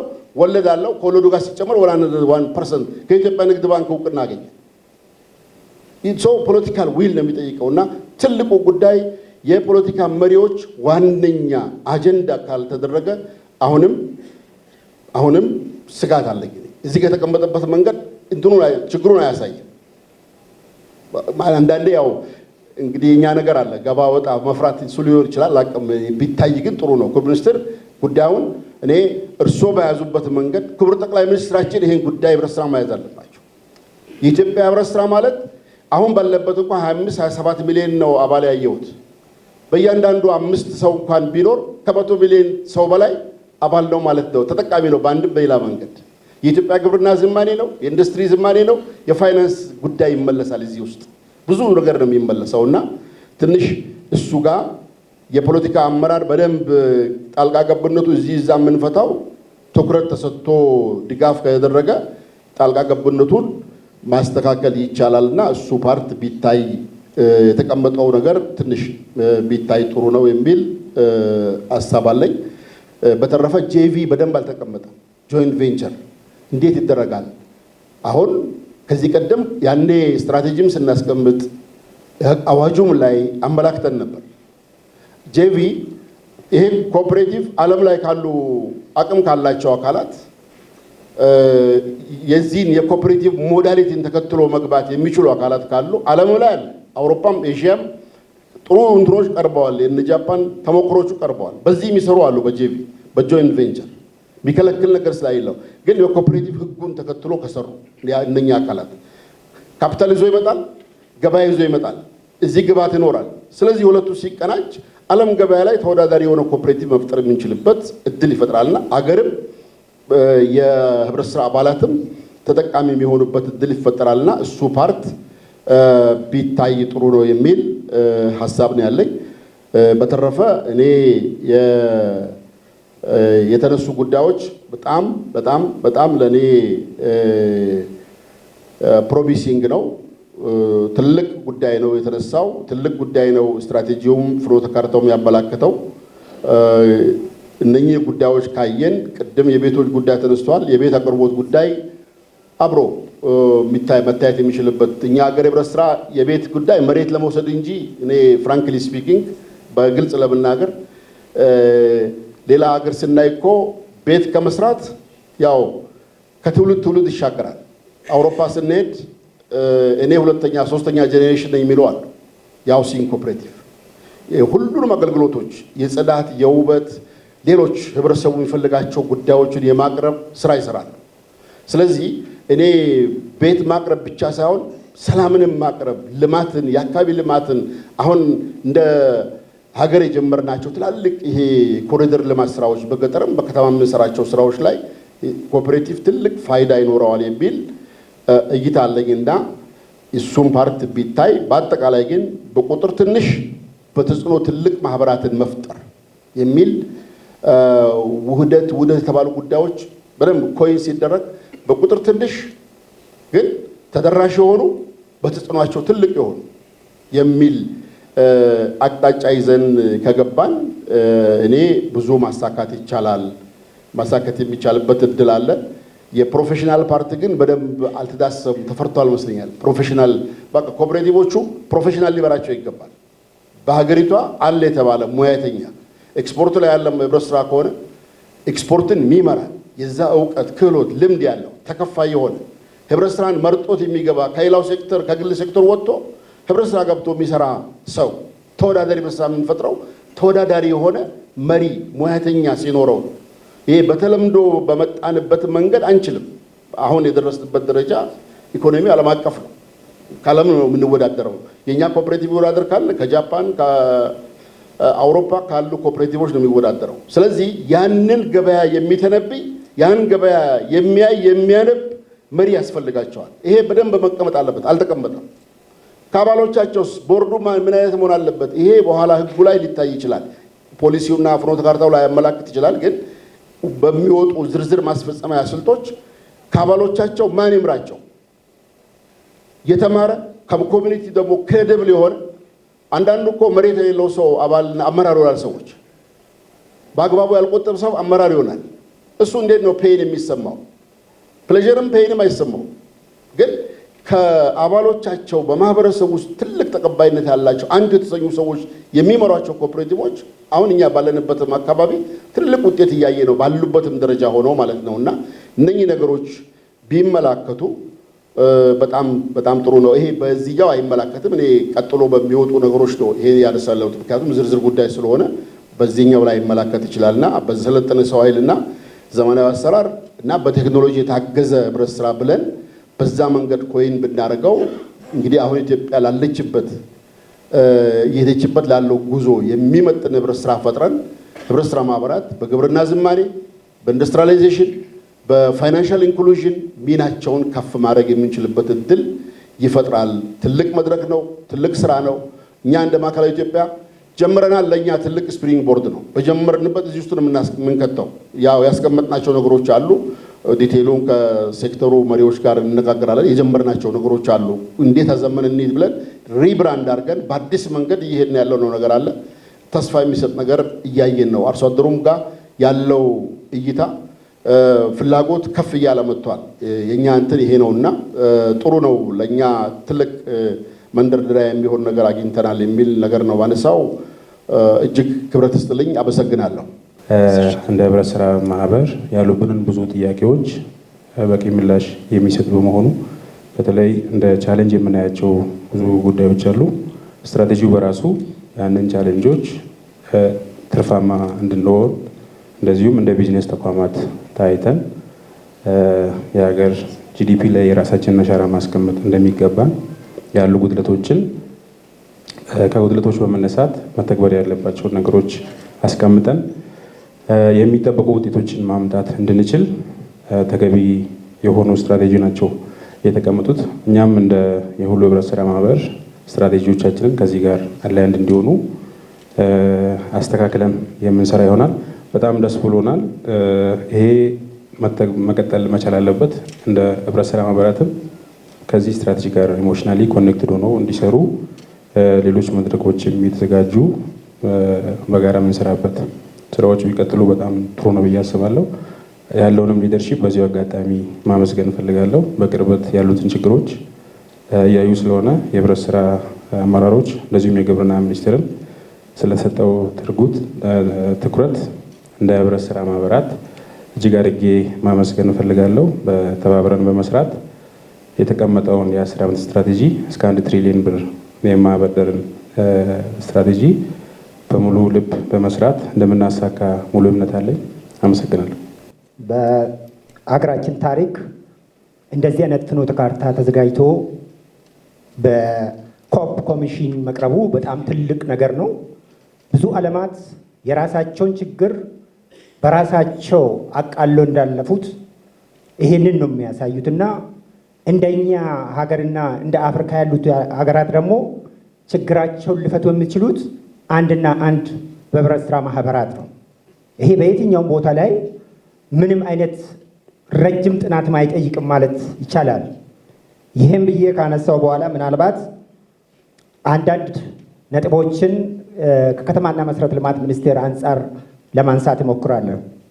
የመጀመሪያ ጥያቄ ምናልባት ሁላችንም የምናስታውሰው የጉባ ብስራት ክቡር ጠቅላይ ሚኒስቴራችን ሜጋ ፕሮጀክት ካወጁት ውስጥ 1.5 ሚሊዮን ቤቶች ይቀርባሉ ተብሎ ነው የታወጀው። ለዛም የቤት ልማት ኦልሞስት የቤት ልማት ፖሊሲ ጸድቆ ፕሮግራም ተዘጋጅቶለት አሁን ከክልሎችና ከተማ አስተዳደር ይሄ ነገር እየቀረበ ነው። ከዚህ ውስጥ ከተያያዙት የቤት ልማት ውስጥ 350 ሺው በመኖሪያ ቤት ህብረት ስራ ማህበራት እንዲቀርቡ ተብሎ ነው በፕሮግራም የተያያዘው። ከዚህ አንጻር ይሄንን ስናየው ምናልባት አደረጃጀቱ ላይ ቀጣይ እንዴት አድርጎ ነው መሄድ ያለበት? ከዚህ ቀደም ምናልባት ትንሽ ወጣ ገባ ነበር። ለምንድን ነው ይሄን የምለው? አንዳንድ ቦታ ላይ የህብረት ስራ ማህበራት እኛ የኢኮኖሚ ጉዳዩን ብቻ ነው የምንሰራው ብሎ ኃላፊነትም ይሁን የራሳቸውን ዱቲ ለሌላ ሰጥቶ ሌላ ያደራጃል። ስለዚህ አሁንም ይሄ 350 ሺህ ቤት ይቀርባል ተብሎ በፕሮግራም ተይዞ ወርደዋልና ለማደራጀት አደረጃጀት መፍጠር አንድ ነገር ነው። ከማደራጀትም ደግሞ አልፎ ምናልባት እዚህ የመሰረታዊ ህብረት ስራ ማህበራት የሚደራጁበት 8000 ብሎ አስቀምጠዋል። እዚህ ይሄን 350 ሺህ በ5 ዓመት ይቀርባል ብለን ይሄንን ራሱ ወደ እንትን ስንቀይረው ኦልሞስት ወደ 20 ሺህ አካባቢ ይደርሳልና ምናልባት የመሰረታዊ ህብረት ስራ ማህበራት ቤቶች ልማት ላይ ያሉትን ከማደራጀት አኳያ እንዴት ነው የታየው? ምናልባት የኬንያን እዛ ጋር ተሞክሮ ታይቷል።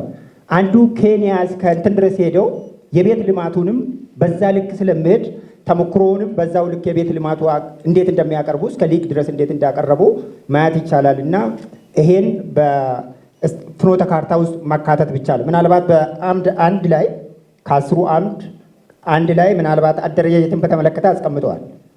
8000 ብሎ አስቀምጠዋል። ስለዚህ እንደ ሀገር ደረጃ ደግሞ የተቀመጡት እነዚህ ነገሮች ስላሉ እነዚህንም ታሳቢ ያደረገ ቢሆን ምናልባት ከዚህ ቀደም እንደ ሀገራችን ሁኔታን ስናስበው መሰረታዊ ህብረት ስራ ማህበር ውስጥ የቤት ልማቱን በተመለከተ ይደራጃሉ፣ ይፈርሳሉ ነው። ለዚህም አይወሰዱም ነበር። አሁን ግን እያንዳንዱ የጋራ መኖሪያ ቤት ያለው በመኖሪያ ህብረት ስራ ማህበራት እንዲደራጅ ነው እየታሰበ ያለው። መታሰብን ብቻ ሳይሆን ህጎችም ወጥተዋል። ሌጋል ፍሬምወርኮች በአጠቃላይ ወጥተዋል። ለምሳሌ እንውሰድና በአዲስ አበባ ውስጥ የሪል ስቴት አልሚዎች እስካሁን ድረስ ያለሙትና ሌሎችም የጋራ መኖሪያ ቤት ያላቸው በመኖሪያ ህብረት ስራ ማህበራት እንዲደራጁ ተቀምጠዋል። ከዚህ አንጻር እንደ ከዚህ ቀደሙ ተደራጅቶ የሚበተኑ ሳይሆን ቀጣይነት ያላቸው ነው። የጋራ ችግራቸውን የጋራ አካባቢ ስላላቸው የጋራ መኖሪያ ቤት የጋራ ችግራቸውን የሚፈቱበት ሁኔታ የተቀመጠ ስለሆነ እንደ ከዚህ ቀደሙ ተደራጅቶ ይፈርሳሉ ተብሎ መታሰብ የለበትም እና በዚህ ልክ ማየት ብንችል የምለውን ነገር አንዱ ለማንሳት ነው። ምናልባት በሁለት አምድ ላይ የተቀመጠው ምናልባት ምንድን ነው በዚህ በመኖሪያ በህብረት ስራ ማህበራት ኢንቨስትመንት ውስጥ አክት በሚያደርጉበት የግንባታ ግብአትን የመኖሪያ ቤት ህብረት ስራ አልሚው ራሱ ለምን ተደራጅቶ አያቀርብም? ምክንያቱም አፎርደብል ሃውሲንግ አክሰስ ሊሆን የሚችለው ዋናው የግንባታ ግብአት ችግር ነው። እስከ ሊግ ድረስ እናደራጃለን ማለት ይሄንንም እስከዛ ድረስ ተከዶ በማህበር ተደራጅቶ የግንባታ ግብአቱን የሚያቀርቡበት ሲስተም ሴት ቢደረግ ከፍተኛ ችግር ሊፈታ ስለሚችል በዚህ ሁኔታ ብናየው የሚለውን ነገር ጥሩ ነው። ምክንያቱም ሶሻል ዲቨሎፕመንት በሚለው በሌሎች ዓለማት ላይ አንዱ ትልቁ ነገር ኤስጂዲ ዲቨሎፕመንት ጎል ላይም የተቀመጠው አፎርደብል ሃውሲንግ አክሰስ ነው የሚያደርገው ኮፕ ሃውሲንግ እንትን የሚያደርገው እና ይሄ ማየት የሚቻልበት ወይም ደግሞ ቦልድ ነው የሚወጣበት ብኖር የምለው ነው። አመሰግናለሁ። ሽመልስ ከሲዳማ ክልል ህብረት ስራ ኤጀንሲ ነው። በአጠቃላይ በዛሬው ፕሬዘንት ያደረጉን እና አጥንተው ያቀረቡትን ጥናት በጣም ደስ የሚል ነው።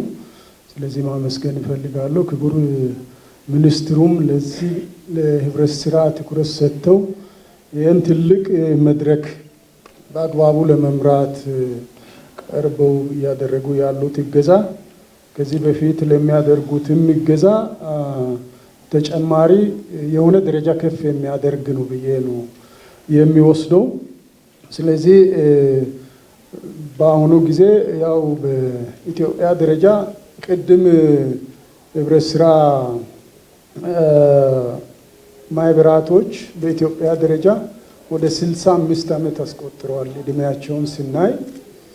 ስለዚህ በዚህ በ65 እድሜ ውስጥ በዓለም ከ2000 ዓመት በላይ ነው። በኢትዮጵያ 65 ነው። በ65 ዓመትም የማይናቅ ውጤት ነው ህብረት ስራ እያመጣ ያለው። በአጠቃላይ አባላትን በመሰብሰብ ሁለተኛ ካፒታል በመፍጠር ለኢኮኖሚው እንቅስቃሴ የጀርባ አጥንት በመሆን ግብርናን ለማዘመን በሚደረገው ሂደት በሙሉ ተሳትፎውን ትልቅ በማድረግ ህብረት ስራ ማህበራቶች የማይናቅ ሚና እየተጫወቱ ናቸው። ነገር ግን ከሚጠበቅበት አንጻር እና ከእድሜው ጎልማሳነት አንጻር ውጤቱ የሚጠበቀውን አይል እየሆነ አይደለም የሚለው ነገር የሚያስማማ ነው። ጀነራል ለዚህ ዋናው መነሻ ምንድን ነው የሚለውን ነገር በጥናቱ ላይም ተመላክቷል። ጎላ ብሎም ወጥቷል። በቀጣይም የሚወጡ ይኖራሉ። ስለዚህ መንግስታቶች ህብረት ስራ ማህበራትን የሚጠቀሙበትን ዓላማና ለራሳቸው ስትራቴጂ ወይም መቆያ ማስፈጸሚያ አድርገው እንደሚጠቀሙት ከባለፉት መንግስታት የሚታይ እውነት አለ።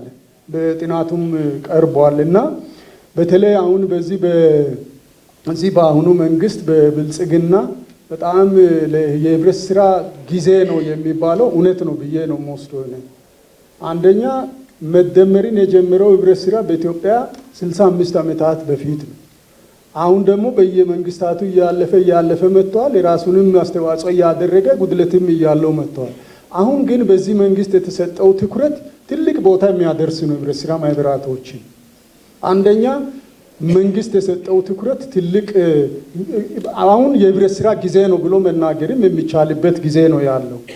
ስለዚህ የመደመር መንግስት በመደመር የጀመረውን የህብረት ስራ ማዘመን ላይ ትልቅ ስራ እየሰራ እንደሆነ የሚታይ ነው እና በጣም መንግስታችንንም እናመሰግናለን። በዚህ ጊዜ በዚህ በብልጽግና በተሰጠው ትኩረትም በኢኮኖሚው ላይ እያስመዘገቡ ያሉት በማህበራዊው ላይ በማህበረሰቡ መረጋጋት ላይም ትልቅ ስራ እየሰሩ ናቸው። በአጠቃላይ እንደኛ ክልል ወደ 2000 ማህበራቶች ናቸው ያሉት ከ2000 በላይ። ስለዚህ በግብርና ነክ የተደራጁ ማህበራቶች ትልቅ ስራ እየሰሩ ናቸው። ለግብርናውም የጀርባ አጥንት ናቸው። ህብረት ስራ በአጠቃላይ ግብአትን ለአርሶ አደሩ በማድረስ ምርትና ምርታማነትን በማሳደግ የተለያዩ አቢዩዝ የሚደረጉ አሰራሮችን በማዘመን ቅድሚያ የተጀመረው በሲዳማ ክልል ውስጥ ነው።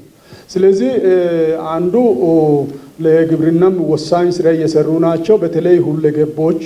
ሌላው ደግሞ በገበያን በማረጋጋትም ትልቅ ስራ እየተሰራ ነው ያለው።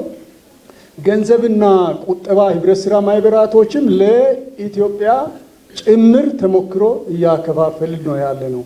ስለዚህ ቅድም ያው በዚህ ቤት መጀመሪያ አስተያየት ወስዶ የሰጠው የሁሉ ገንዘብና ቁጠባ ህብረት ስራ ማህበር ሰብሳቢ ነው። በ170 ወጣቶች ዩኒቨርሲቲ ተመርቀው ስራ እየጠየቅን መንግስትን አናስቸግርም ብለው እኛ ያደራጀናቸው በትንሽ ካፒታል ተደራጅተው አሁን በአገር አቀፍ ደረጃ ተሰማርተው ወደ 16 ቅርንጫፍ ከፍተው በሁሉም ክልል እየሰሩ ናቸው። ካፒታላቸው ወደ 5 ቢሊዮን ደርሷል። ቅድም የተከበሩ ኡስማን እንዳሉት በሚጠበቀው የሚሰበሰበው ካፒታል 1 ትሪሊዮን ቀላል ብዙ ትሪሊዮን መሰብሰብ ይቻላል። ለምሳሌ በ3 ዓመት 5 ቢሊዮን የደረሰ አንድ ሳኮ ተገኝተዋል። እነሱን ተከትለው በእኛ ክልል አሁን ወደ 10 ህብረት ስራ ማህበራቶች ብዙ ወጣቶችን ሰብስቦ እየተሰራ ነው ያለው እና በአጠቃላይ በገንዘብ ቁጠባ ሲናይ አንደኛ ወጣቶች ወደ ማህበራት እየመጡ ናቸው። በተለይ ሪፎርማችንም ውጤት እያመጣ ነው ያለው። ከሪፎርሙ በኋላ ነው በተለይ የገንዘብና ቁጠባ ውስጥ ሌሎች ህብረት ስራ ማህበራቶች ውስጥ ወጣቱ መሳተፍ ጀምረዋል። ወጣቱ መሳተፍ ቴክኖሎጂውን በመጠቀም ከፍተኛ ካፒታል በመሰብሰብ ትልቅ ስራ እየሰሩ ናቸው።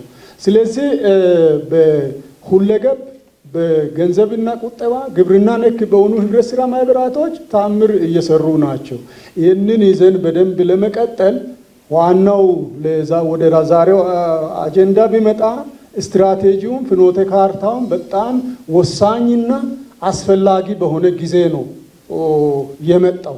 ስለዚህ ግብርና ሚኒስቴርንም ህብረት ስራ ኮሚሽኑንም በጣም እናመሰግናለን በህዝባችን ስም።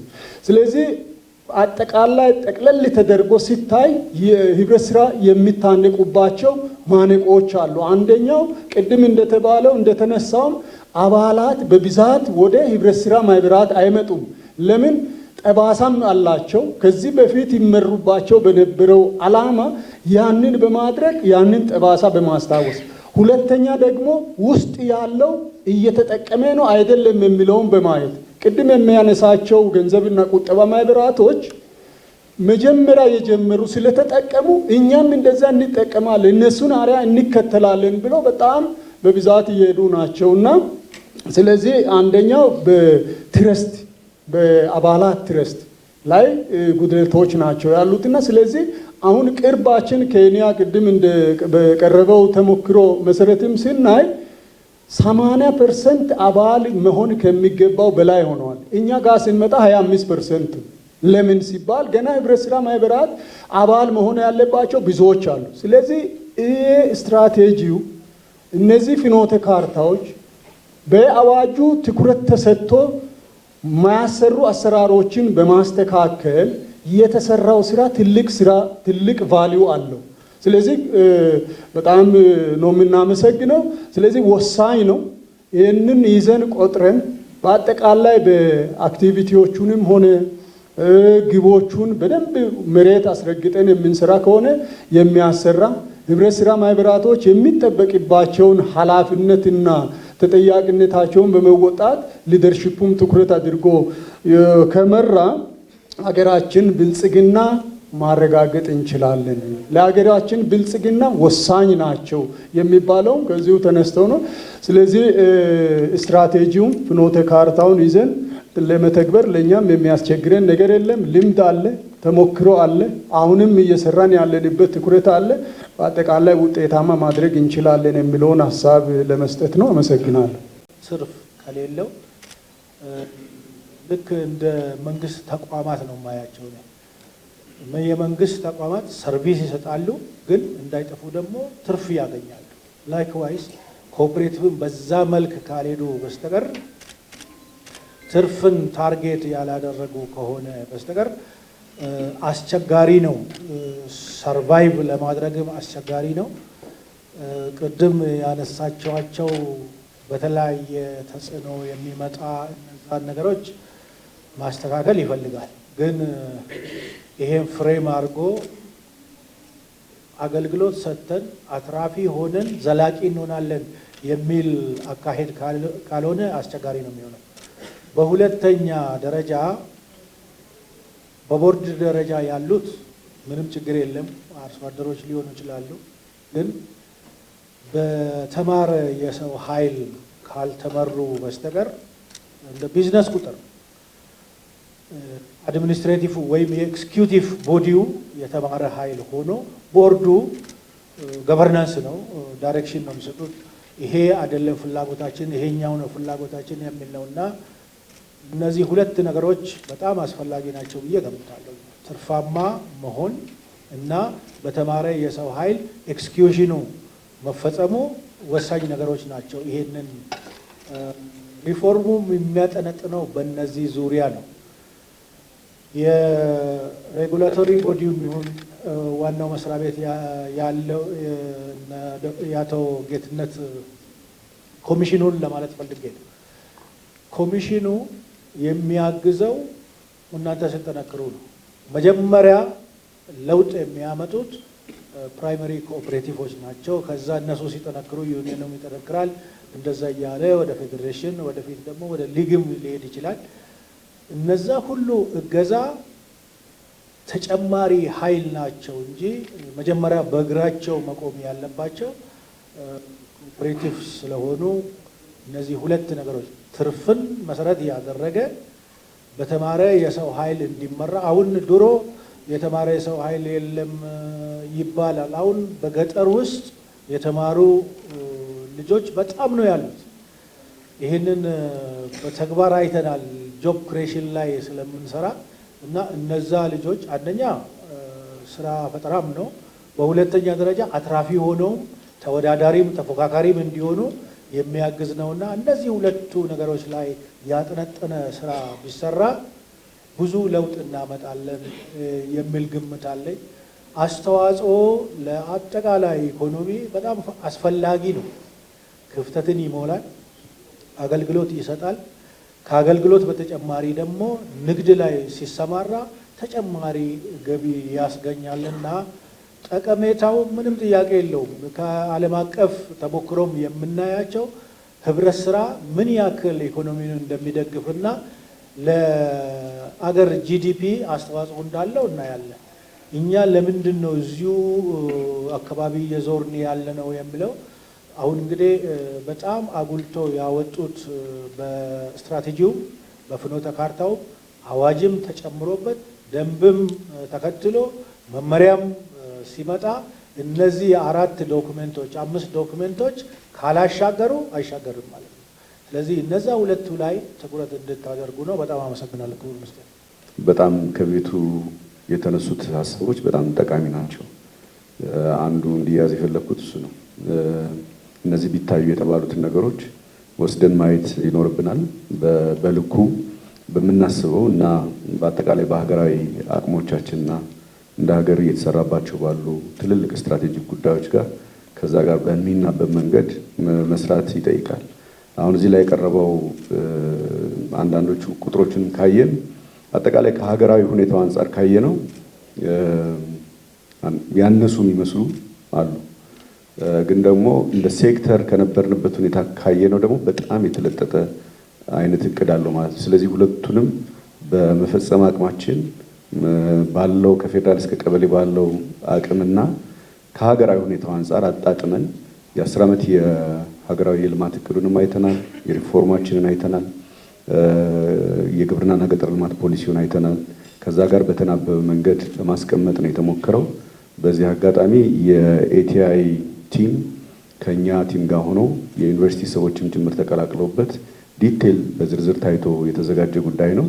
ግን ደግሞ አሁንም እነዚህ ቢጨመሩ የተባሉት ነገሮች ወስደን ለማየት በእኛ በኩል ዝግጁ ነን ማለት ነው። አንዳንዶቹ ጉዳዮች ራሱ የዘርፉ ሪፎርም እድገት እያመጣ ሲሄድና ኤፊሽንሲው እየጨመረ ሲሄድ ታሳቢ የሚደረጉ መሰራትም ያለባቸው ናቸው። እኔ ባለኝ ኤክስፒሪየንስ እዚህ እንትን ላይ በአጭር ጊዜም ቢሆን የተረዳሁት ዓለም አቀፍ ሁኔታውን ጨምሮ እዚህ የጎረቤቶቻችን ኤክስፒሪየንስ ወስዶ የእኛንም ጭምር በስፋት የመተንተን እና ኤክስፒሪየንሱን የማጋራት ችግር የለም ማለት ነው። ከዛ አንጻር ሰነድ ማዘጋጀት ላይ ኮኦፕሬቲቭ ላይ በጣም የሚገርም ኤክስፒሪየንስ ነው ያለው። በጣም ነው የሚዘጋጀው ማለት ነው። ችግሩ ያንን የተዘጋጀን ነገር ይህንንም ጨምሮ ወደ ስራ አስገብቶ ዴሊቨር ማድረግ የሚጨበጥ ውጤት ማምጣት ላይ የቆየ ልምምድ አለ ማለት ነው። በድክመት የሚነሳ ማለት ነው። እሱን እንቀይር ነው እኛ እያልን ያለነው በሪፎርም ማለት ነው እንጂ አሁን ከቤቶች ጋር የተነሳው አንዱ ወደ 26,000 ማህበራት ናቸው ያሉት በሀገር አቀፍ ደረጃ። ቁጥሩ ከፍ ዝቅ ሊል ይችላል ቤቶችን በተመለከተ። በተለይ አማራ ክልል ላይ ሰፋ ያለ ከ14,000 አካባቢ የሚሆኑት አማራ ክልል ላይ ያሉ ናቸው። በኤፊሽንሲም የተሻለ ነው አማራ ክልል ላይ ባይዞ እስከ ወረዳ ድረስ የቤት ማህበራትን አደራጅቶ ይሄ አሁን በምናስበው በትራዲሽናል በሆነ መንገድ ውጤታማ በማድረግ እየሰሩበት ነው ያለው ማለት ነው። ግን እንደተባለ የቤት ማህበራት የሚደራጁት ቦታ ለመውሰድ ነው እንጂ ከዛ ያለፈ ሚና የላቸውም ማለት ነው። የኬንያን ኤክስፒሪየንስ ተደጋግሞ እየተነሳ ስለሆነ ኬንያ ውስጥ 70-80 ከመቶ የሚሆኑ ቤቶች የሚሰሩት ቤት ሊሰሩ በተደራጁ የቤት ኮኦፕሬቲቭ ማህበራት አማካኝነት ነው። ቢዝነስ ነው ማለት ነው እሱ። ስለዚህ ያን ወደ እኛ ማምጣት ያስፈልጋል። ይሄ በሪፎርም እያየ ነው ምን ነው። ክቡር ሚኒስትር በኋላ ሊያነሱት ይችላሉ። ከትልልቅ ሀገራዊ ኢኒሼቲቮች ጋር በተያያዘ አሁን ቢሾፍቱ ዓለም አቀፍ አውሮፕላን ማረፊያ ላይ ያሉት እዛ አካባቢ ላይ ያሉ አርሶ አደሮች የተደራጁበት መንገድ በጣም የሚያስደንቅ ነው ማለት ነው። ዝም ብሎ ለዛ ለኤርፖርቱ ብቻ በማቅረብ እይታ የሚታዩ ወይ ስራ ዕድል የመፍጠር ብቻ አይደለም፣ እንደ ትራንስናሽናል ካምፓኒ ሆኖ ነው እየተደራጁ ያሉት ማለት ነው። እነዚህ ኮኦፕሬቲቭስ ናቸው። ስለዚህ በዛ ደረጃ እንምጣ ነው እያልን ያለ ነው ማለት ነው። ሳኮዎችን በተመለከተ በተደጋጋሚ የሚነሳለ በጣም እያደጉ መጥተዋል። ፍሎሪሽ አድርጓል ሳኮ። በተለይ እንደተባለው አዲስ አበባ ላይ በጣም በስፋት ሲዳማ ላይ በጣም በስፋት ከዛው ጋር ተያይዞ በፌዴራል የመደራጀት ፍላጎትን በጣም ሰፊ ነው። እዚህ ላይ በግልጽ ማንሳት የሚያስፈልገው አዋጃችን ማሻሻያ አዋጃችን ላይ ያስቀመጥ ነው የፌዴራል ኮኦፕሬቲቭ ኮሚሽን ማህበራትን እያደራጀ የመቀጠል ፍላጎት የለውም። የአዋጁ መንፈስም እሱ አይደለም። ግን ደግሞ ከአሰራር አንጻር የፖሊሲ የህጎች የአቅም ግንባታ እንደዚህ የመሳሰሉ ስራዎችን እንሰራለን።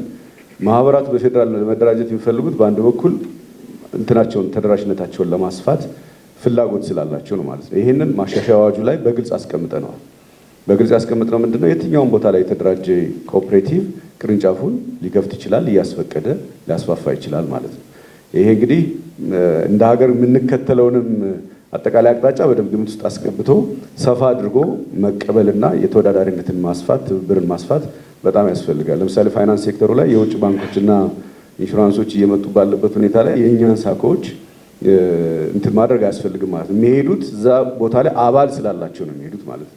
የዛን አካባቢ የሚሄዱበትን አካባቢ ነዋሪ ተጠቃሚ ሊያደርጉ ነው የሚለውን ነገር በደንብ ይዞ ይህን በደንብም በመመሪያም ኮንፍሊክት በማይፈጥር መንገድ እያሰፋ ነው እንሄዳለን። ግን ሳኮ ላይ ያለው እድገት በጣም አሁን ባለበት ሁኔታ ከአጠቃላይ ከሀገራዊ አቅማችን አንጻር ገና ነው።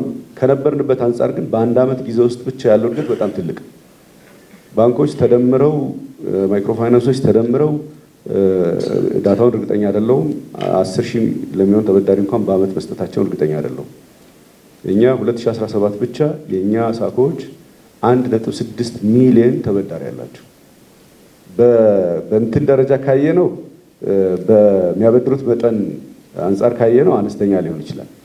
ግን ይሄ አክሰስ ቱ ፋይናንስ የምንለውን ነገር በደንብ እየሰራንበት ነው ያለነው ማለት ነው። ገጠር አካባቢ ካያችሁ አርሶ አደሩ በሳኮ ተደራጅቶ የፋይናንስ ችግሩን ለመፍታት ትልቅ መነሳሳት አለ ማለት ነው፣ ውጤት አለ ማለት ነው። ግን ይሄንን በየወረዳው በየቀበሌው እያሰፉ መሄድ፣ ዘመናዊ አሰራር መዘርጋት በጣም ያስፈልጋል። አጠቃላይ እኔ ህብረት ስራን ስናይ 3 አይነት ሀሳብ ነው ያለው። እኔ አንደርስታንድ ማድረገው አንዱ በነበረው ትራዲሽናል መንገድ ወደኋላ እንደተቸከለ የቀረ የማይንቀሳቀስ ህብረት ስራ ማህበራትን ከድጎማ ጋር ብቻ አስተሳስሮ የማየት እና ለጽድቅ የተቋቋሙ አድርጎ የመቁጠር በጣም ሰፊ አተያያለ ማለት ነው። ይሄ በነገራችን ላይ አደገኛ የሚያደርገው አደራጁ ውስጥ ራሱ አለ። እኔ ያየሁት ያለሁት ማለት ነው። አደራጁ ውስጥ ራሱ ያስተሳሰብ አለ። ይሄ በጣም አደገኛ ነው። ይሄንን ራሱ አስተሳሰብ ላይ ካልቀየርን በስተቀር ለምናስበው ኒው ጀነሬሽን ኮኦፕሬቲቭስ የመፍጠር ሂደት ላይ የተሳካ ነገር ልንሰራ አንችልም ማለት ነው። ስለዚህ አንዱ ይሄ በጣም ኋላ ቀር የሆነው ባይዲዮሎጂም የታጠረው ያን የደርግን ይዞ የሚሄደው አይነት ህሳቤ ነው ማለት ነው። ሁለተኛው መሀል ሰፋሪ አይነት አለ ማለት ነው። እሱ ደግሞ አገራዊ ትልልቅ የማክሮ ኢኮኖሚ ማሻሻያ ሪፎርሙ የሀገር በቀል ኢኮኖሚ ግብርና ላይ የተጀመረው ሰፊ ሪፎርም እሱ በራሱ ሲገፋው ወደ መሀል የመጣ ግን ልንደርስበት የምንፈልገውን የማይረዳ በኋለኛው የሚሳብ አይነት ደግሞ አመለካከት አለ ማለት ነው። ሶስተኛው አንዳንድ ኮኦፕሬቲቭስ ላይ በተለይ ሳኮዎች ላይ እያየን ያለ ነው እና የተወሰኑ ዩኒዮኖቻችን ላይ እያየን ያለ ነው። በጣም ተወዳዳሪ በሆነ መንገድ አውሮፕላን ውስጥ ስንገባ በዓለም አቀፍ ፍላይትም ይሁን በሎካል ፍላይት ቡና የሚያቀርቡልን ጭምር ኮኦፕሬቲቮች አሉ ማለት ነው። በጣም ኢንድ ቱ ኢንድ ከማሳ እስከ ጉርሻ በሚባል ደረጃ ኮልድ ቼይን ጭምር ኖሯቸው የሚሰሩ ደግሞ ኮኦፕሬቲቮች አሉ ማለት ነው። ይሄ የምንፈልገው የኒው ጀነሬሽን ኮኦፕሬቲቭ ሳቢ ያለ በኢንተርፕራይዝ ሳቢ የሚመሩ ኮኦፕሬቲቮች ደግሞ እየተፈጠሩ ያሉ ማለት ነው። በቴክኖሎጂ አጠቃቀም፣ በአጠቃላይ በአሰራር፣ በአደረጃጀት ከአንዳንድ አደራጅ ተቋማት ጭምር የተሻለ ቁመና ላይ ያሉ ማህበራት እየተፈጠሩ ነው ያሉት ማለት ነው። ስለዚህ ሁለት አይነት ሪፎርም ጀምረናል። ይህን ሪፎርም በማካሄድ ሂደት አንዱ የመንግስት ራሱ የአደራጅ መስሪያ ቤቱ ሪፎርም የመንግስት አገልግሎት ሪፎርም የምንለው ነው። በሱ አቅማችን መገንባት አለበት፣ መፍጠን ያስፈልጋል ከዛ አንጻር።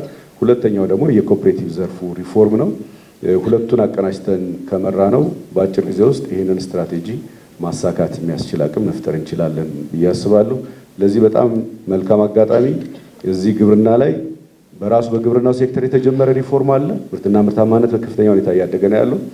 በተጨማሪም ደግሞ እዚህ ተቋሙ ላይ የተጀመረ ሪፎርም አለ ማለት ነው። ይህንን እየመሩ ያሉት ክቡር ሚኒስትር ለቀብድ አይደለም ማነሳው፣ የእውነት ነው ማነሳው ማለት ነው። ልክ እንደመጡ አዳማ የነበራችሁ ሰዎች ነው ቦስማን ታስታውሳላችሁ። እኔም እዛ መድረክ ተገኝቼ ስለነበረ ስለ ህብረት ስራ አንስተው ነበር ክቡር ሚኒስትር እና ያው ትክክለኛውና የሚባለውን ነገር ማለት ነው ያነሱት። ዩኒዮኖች አካባቢ ላይ ማህበራት አካባቢ ላይ ያለውን ችግር ነው ያነሱት እና የኔ ባልደረቦች ደነገጡ ማለት ነው። ትንሽ እንዴት ነው በዚህ እንትን አይነት የሚል አይነት ማለት ነው እና እኔ በጣም ነው ደስ ያለኝ። ምክንያቱም ከችግሩ የተጀመረው ማለት ችግሩን ከማወቅ ከተጀመረ መፍትሄውን ማስቀመጥ አስቸጋሪ ስለማይሆን ማለት ነው እና ችግር አለ። ያንን ችግር ለመፍታት የሚያስችል ሪፎርም ውስጥ ነው የገባ ነው። ለዛ በእውቀት እና በኮሚትመንት እየተደገፍን ያለ ነው። በዚህ ምክንያት ቴብል ላይ የተቀመጡ በጣም በርካታ ስትራቴጂክ ጉዳዮች አሁን እየጨረስን ያለ ነው ማለት ነው። አንዱ ሪፎርም የሚፈልገው የህግ ማሻሻያ ነው። የአዋጅ ማሻሻያችን በጣም በፍጥነት ማለት ነው ከሚኒስትሮች ምክር ቤትም ፓርላማም ላይ እንዲጸድቅ ተደርጓል። አሁን ደንባችንን አይተን ጨርሰናል። የግብርና ማኔጅመንት አጽድቆ ወደ ሚኒስትሮች ምክር ቤት ይወስደዋል በአጭር ጊዜ። ቀጥሎ መመሪያዎች ናቸው። መመሪያዎችን እየለየን ያለ ነው። ምን ያህል መመሪያዎች በአዋጁ መሰረት በደንቡ መሰረት ያስፈልጉናል የሚለውን እየለየን ያለ ነው። እሱን እስከ መስከረም ፈርስት ኳርተር ላይ እንጨርሳለን የሚል ኮሚትመንት ነው ያለ ነው። ከዛ ጎን ለጎን የሪፎርም ስራውን የማፋጠን ስራ ነው የምንሰራው። ይህንን በማድረግ ሂደት ውስጥ ክቡር ሚኒስትር እያደረጉ ያለው ድጋፍ እና እየሰጡን ያለው አመራር ቀላል አይደለም። 25.95 ነው የሚለው ቅድም ያያችሁት ሚሊየን ህዝብ አለ። የዚህ 50%ን እንኳን ወስደን ብንመለከተው በጣም ቀላል አይደለም። 1/4ን ወስደን በጣም አክቲቭ ብናደርገው ባጭር ጊዜ ውስጥ ታምር መስራት ይቻላል ማለት ነው። ምክንያቱም ሀብት አለው፣ የአካባቢ ሪሶርስ የሚጠቀም ነው። ሰው ትልቅ ውጤት ማምጣት እንችላለን። ለዚህ እየተሰጠን ላለ አመራርን በጣም እናመሰግናለን። አጠቃላይ መስሪያ ቤቱንም ሚኒስቴር መስሪያ ቤቱንም ኤቲአይንም በጣም እናመሰግናለን። የልማት አጋሮቻችን እዚህ ያላችሁ አሁን የልማት አጋሮቻችን ላይ የምናገኘውን ገንዘብ ውጤታማ በሆነ መንገድ እንምራ የሚል አቅጣጫ ከዚህ ተቀምጦልን እየሰራንበት ነው ያለ ነው ማለት ነው። አሁን በሆቴልና በእንትን የምናባክነውን ነገር መቀነስ አለብን ነው። ህብረት ስራ ላይ በጣም ሰፊ ኤክስፒሪየንስ ነው ያለው እንደዚህ አይነት ነገር። እሱን ሰብሰብ ማድረግ አለብን የሚል አለ። በየደረጃው ያለው መስራት አለበት ይሄንን።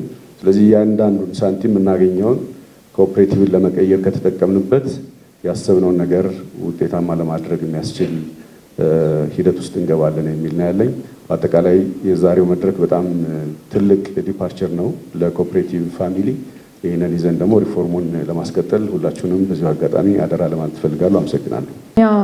ይህንን ሰነድ ላዘጋጁ እና እንዲሁም ላስተባበሩ በተለይ ክቡር ዶክተር ማንደፍሮን እጅግ አድርጌ ማመስገን እፈልጋለሁ። እንደ ተቋም ሁሌም ኤቲአይ ኮኦፕሬቲቭን ብቻ አይደለም ለግብርናም ትልቅ አቅም ሆኖ እየሰራ ያለ ተቋም ስለሆነ እናንተን ማመስገን እፈልጋለሁ። አጭር መልእክት ብቻ ነው ያለኝ።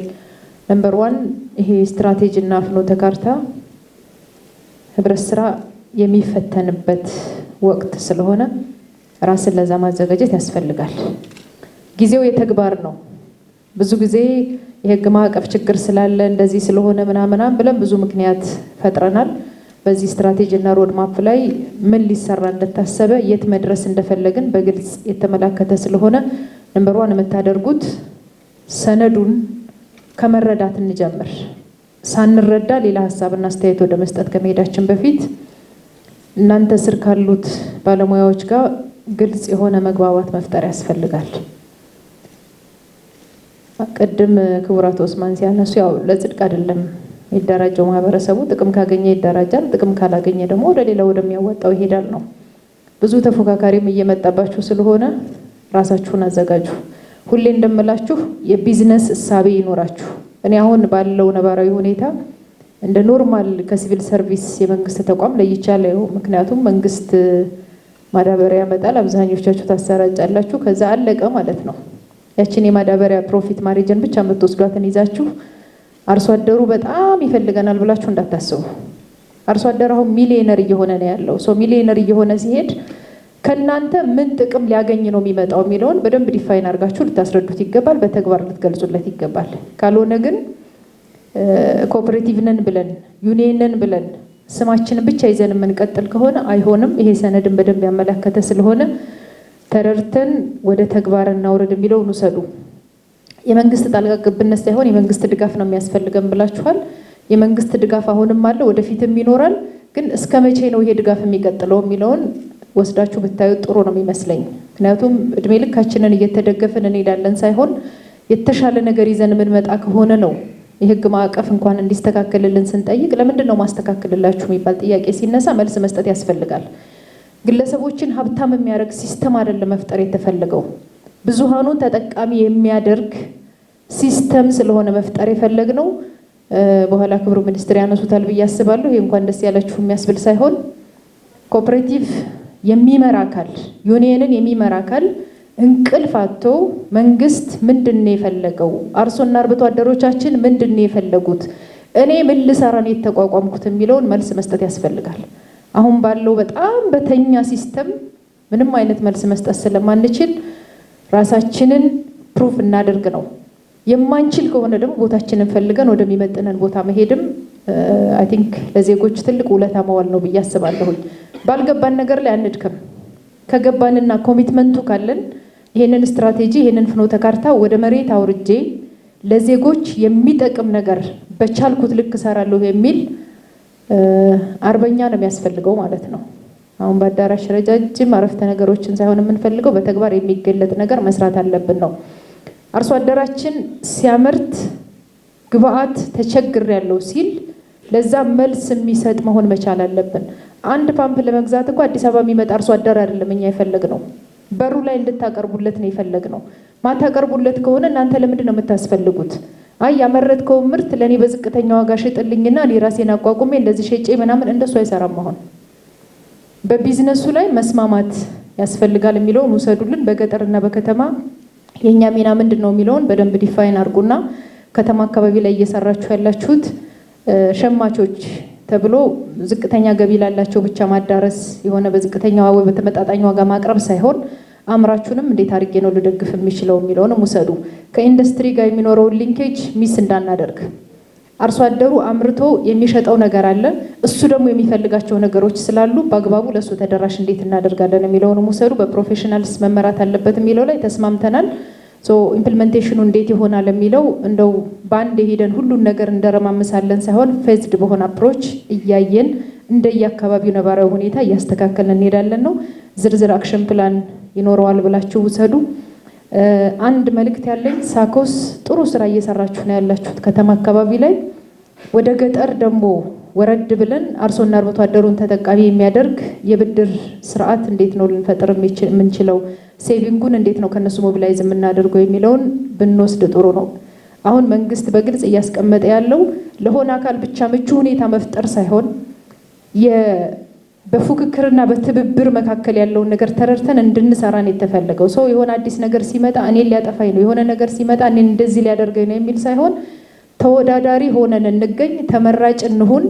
ብዙ አቅም አለ፣ ብዙ ሪሶርስ አለ። ይህም በትክክል ከመራን ለኢትዮጵያ ብልጽግና አይደለም ይሄ የጀርባ አጥንትነን የምንለውን በተግባር እንድትመልሱት ነው የምንፈልገው። አመሰግናለሁ። መንግስት የግብርና ትራንስፎርሜሽን ዋነኛ አጀንዳው ነው። የግብርና ትራንስፎርሜሽንን ለማረጋገጥ ደግሞ ያሉትን አቅሞች ደምሮ መጠቀም ይፈልጋል። የግብርና ትራንስፎርሜሽንን ለማረጋገጥ አሁን ካለንበት ዘልማዳዊ አሰራር በበሬ ትከሻ፣ በሰው ጉልበት፣ በኋላ ቀር አሰራር፣ በዝናብ ጥገኝነት ላይ የተመሰረተና ለዕለት ጉርስ ማምረትን በልቶ ለማደር ማምረትን እንደ ግብ መውሰድን መቀየር ያለመ ነው። ስለዚህ የግብርና ትራንስፎርሜሽን ስንል መካናይዜሽንን ነው የምናስበው።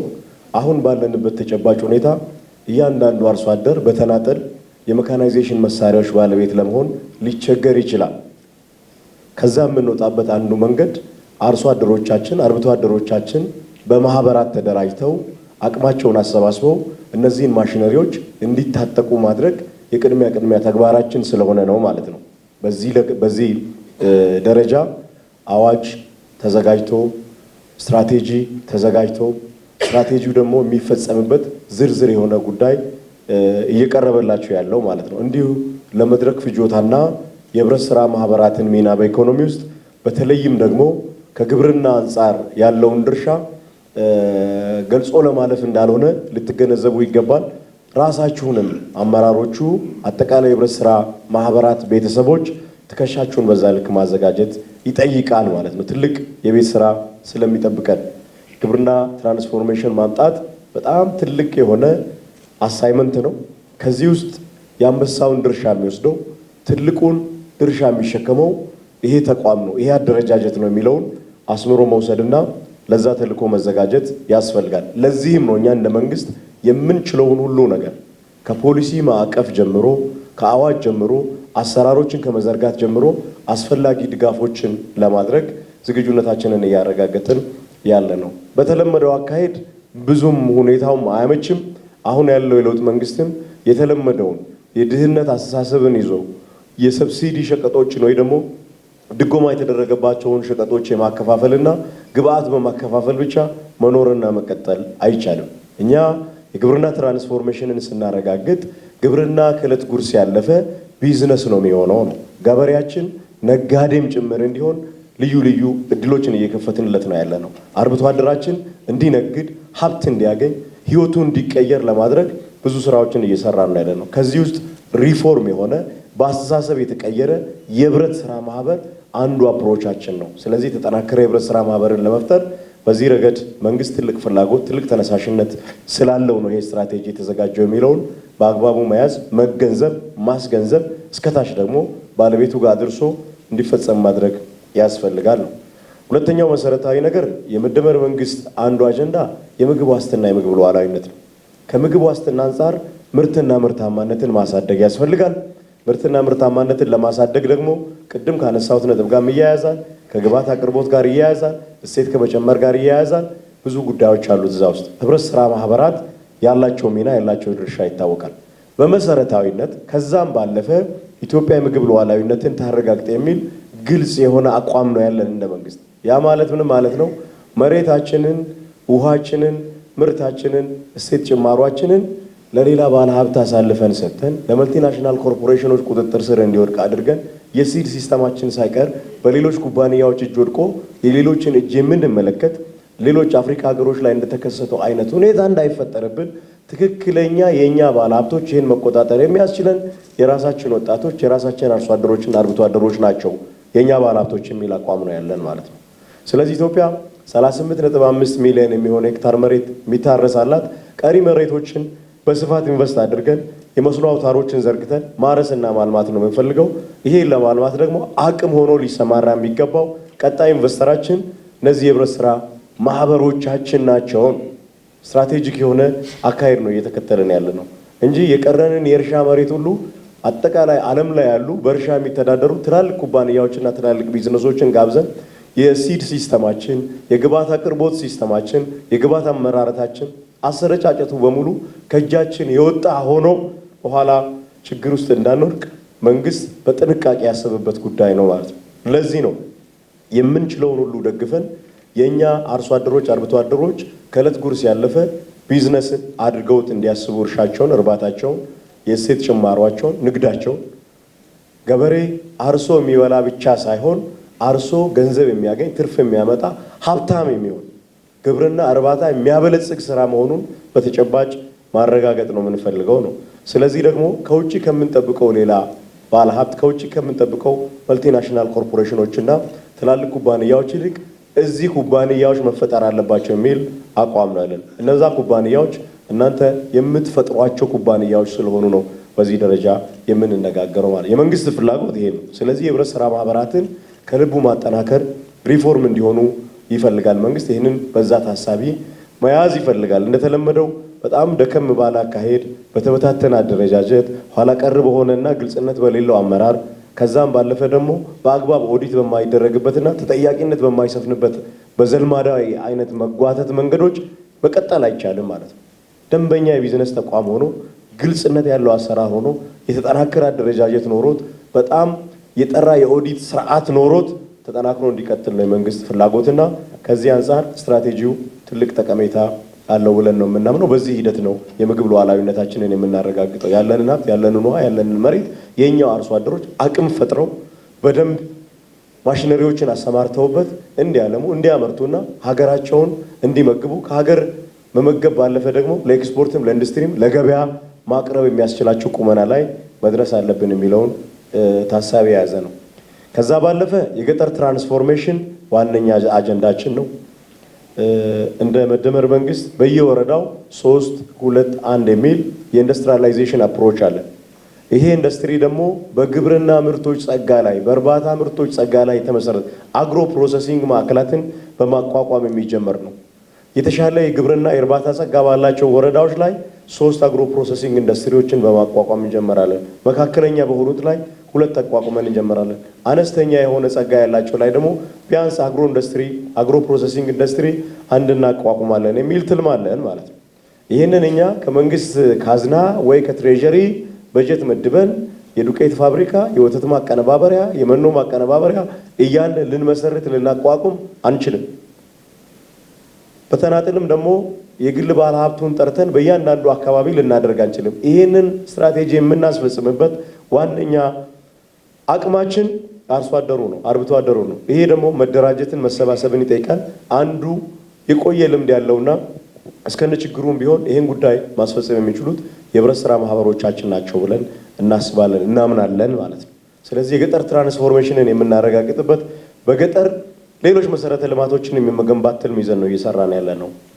የመጋዘኖች ግንባታ፣ የኮልድ ስቶሮች፣ የኮልድ ቼን ግንባታ፣ አጠቃላይ ገጠር ላይ ምርትና ምርታማነት በሚጨምርበት ጊዜ ከዛ ጋር የተያያዙ የሎጂስቲክስ እና የትራንስፖርቴሽን ስራዎችን በሙሉ አርሶ አደሮቻችን እንዲይዙት እንዲሰሩት ባለቤት እንዲሆኑበት እንፈልጋለን። ለዚህ ደግሞ የህብረት ስራ ማህበር ትልቅ አቅም ስለሚሆነን በዚህ ረገድ አጠናክረን መሄድ ስለምንፈልግ ነው ይሄ የሪፎርም ሀሳብ ከአጠቃላይ ከአዋጅ ጀምሮ ከፖሊሲ ጀምሮ አሁን እስከምንወያይበት ድረስ እየሄደ ያለው። ሌላው ጉዳይ እኛ ከዓለም ተነጥለን በራችንን ዘግተን ድህነት ላይ ተቃቅፈን የምንቆይ አይደለንም። ኢኮኖሚያችንን ለውድድር ክፍት እያደረግን ነው ያለ ነው።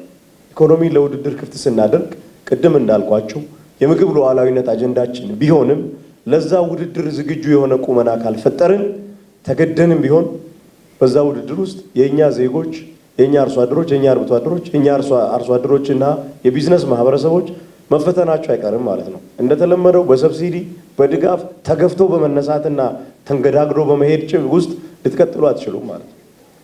የተጠናከረ የበረታ ተፎካካሪ ሆኖ ይቀጥላል። መበርታት ያልቻለ ግን ዝም ብሎ ቁጥሩን ተሸክሞ አይቀጥልም። ጌትነት 89 ያልከው የዛሬ 6 ወር ወይ 1 ዓመት ስንገመግም በእርግጠኝነት ቁጥሩ ሻርፕሊ እንደሚቀንስ እምነት አለኝ። ገበያውን እየከፈትን ነው የምንሄደው። የውጭ ካምፓኒዎች እየገቡ ነው የሚሄዱት። የውጭ ባንኮች እየመጡ ነው የሚሄዱት። በንግድና በማዳበሪያ ስርጭትም አሁን እንዳለው ብሎ በአንድ እንትን ተይዞ እሷን እያከፋፈሉ ከሷ ላይ ዲቪደንድ እየወሰዱ መቀጠል አይቻልም። ሽልንግና ሱሙኒ ከዛ እየለቀሙ ከዛ እቅድ ክንውን ፐርሰንት እያሉ በዛ መቀጠል የሚቻል አይመስል። ደንበኛ የቢዝነስ ሰዎች መሆን መቻል አለባችሁ ማለት ነው። በደንብ አስባችሁበት ልትዘጋጁ ይገባል። ኢኮኖሚያችን እየተከፈተ ስለሆነ እዛ ውስጥ እንዴት ነው ኦፕሬት የምናደርገው የሚለው ራሱ ትልቅ የሆነ ሳቤን ስለሚፈልግ ከዛ አንጻር ዝግጅት እንድታደርጉም ጭምር የማንቂያ ደውልም ለመስጠት ነው። ለዛ አስፈላጊውን ድጋፍ እናደርጋለን። የገበያ ትስስርም ትልቅ ችግር ነው በእኛ ሀገር። አርሶ አደሩ አርብቶ አደሩ ብዙ ይለፋል። በለፋው ልክ የልፋቱን ዋጋ እያገኘ አይደለም እስካሁን። በአንጻሩ ደግሞ የከተማ ነዋሪዎች፣ የመንግስት ሰራተኞችና መካከለኛ ገቢ ያላቸው ማህበረሰቦቻችን የኑሮ ውድነትን ያነሳሉ። የዛ ነገር መነሻ በመዋቅራዊነት ሊታይ የሚችል ከአቅርቦት ከምርትና ምርታማነት አንጻር ያለው ጉዳይ እንዳለ ሆኖ በተለያዩ ምርቶች የእሴት ሰንሰለት ላይ ለክቡር ዶክተር ማንደፍሮ አግዘውን ባጠኑት ጥናቶች ላይም ጥናቶቹ በሙሉ በተለይ የአቅርቦት እሴት ሰንሰለትን በተመለከተ የሚያሳዩት አንድ ምርት ከምርት ማሳ ተነስቶ ተጠቃሚው ጋር ለመድረስ 6-7 ጊዜ ተሸጦ ነው የሚመጣው። በእያንዳንዱ ቦታ ላይ አላስፈላጊ የሆነ የትርፍ ህዳጊ እየተያዘበት ነው ያለው ማለት ነው። ሉዝ ሉዝ ሴናሪዮ ነው ይሄ ለኢትዮጵያ። አርሶ አደሩም አይጠቀምም፣ እንደገና ደግሞ ሸምቶ የሚጠቀመው ተጠቃሚ አይደለም። በመሃል ምንድን ነው ምንም እሴት የማይጨምሩ ደላሎች የሚከብሩበትን አውድ ነው እያስተናገደ ያለ ግብይት ሂደታችን። የግብይት ሂደቱን ማዘመን የግብይት ትስስሩን ማጠናከርና ማሳለጥ ስለሚያስፈልግ ከዚህ አኳያ በጅምር ደረጃ ያለው የእናንተ ሚና ወሳኝ ነው፣ ተጠናክሮ መቀጠል አለበት ነው። ትላልቅ የሆኑ የገበያ ማዕከላትን በባለቤትነት ማስተዳደር ይጠበቅባቸዋል በየከተሞቹ ማለት ነው። ከእርሻ ቀጥታ ወደ ሸማቹ ወደ ተጠቃሚው የምታደርሱበትን አካሄድ መፍጠር ይፈልጋል። እሴት ሳይጨምር ሳይለፋ ላቡን ሳያፈስበት እንዲያው በመሃል እየተቀባበለ እያቆየ እየደበቀ ትርፍ የሚያስበሰብሰውንና የሚሄደውን አሰራር ማስቀረት መቻል አለብን። ያን በመፈክር ብቻ ልናደርገው አንችልም። ጠንካራ ተቋማዊ አደረጃጀት፣ ግልጽነት የሰፈነበት አሰራር፣ ለዛም ደግሞ አስፈላጊ የሆነ ዝግጅት ማድረግ ስለሚያስፈልግ ነው። ያለው ልምድ ላይ ይህን ጨምረን መሄድ ስለሚያስፈልገን ነው። ሌላው ከፋይናንስ አቅርቦት አኳያ ነው። ቁጠባ መሰረታዊ ችግር ነው በእኛ ሀገር። ያው የተለመደው ነው። ገጠሩን እናውቀዋለን፣ ያደግንበት የኖርንበት ነው። ክረምት ሰው ያርሳል። ከዛ የሰበሰባትን እህል በድግስ ነው የሚጨርሰው ማለት የታወቀ ነው። ቁጠባን ማበረታታት፣ የቆጠበውን ገንዘብ ደግሞ እሱን እንደ አንድ መነሻ አድርጎ ብድር ውስጥ እንዲገባ እንዲበደር፣ ከተበደረን በኋላ ኢንቨስት እንዲያደርግ ማድረግ በጣም ወሳኝ ነው ማለት ነው። ይሄን ለማድረግ ህብረት ስራ ማህበራት ሚናቸው ወሳኝ ነው። አሁንም በሳኮ የተጀመሩ ነገሮች ቅድም ዶክተር ሶፊም ስታነሳ የነበረውን ኮሚሽነር ጌትነትም በመመሪያ በዝርዝር እንመልሰዋለን ስለኝ ነው የነበረው። እነዚህ ነገሮች በዝርዝር አድርገንበት እየተፈጠሩ ያሉ ደግሞ መልካም እድሎች አሉ።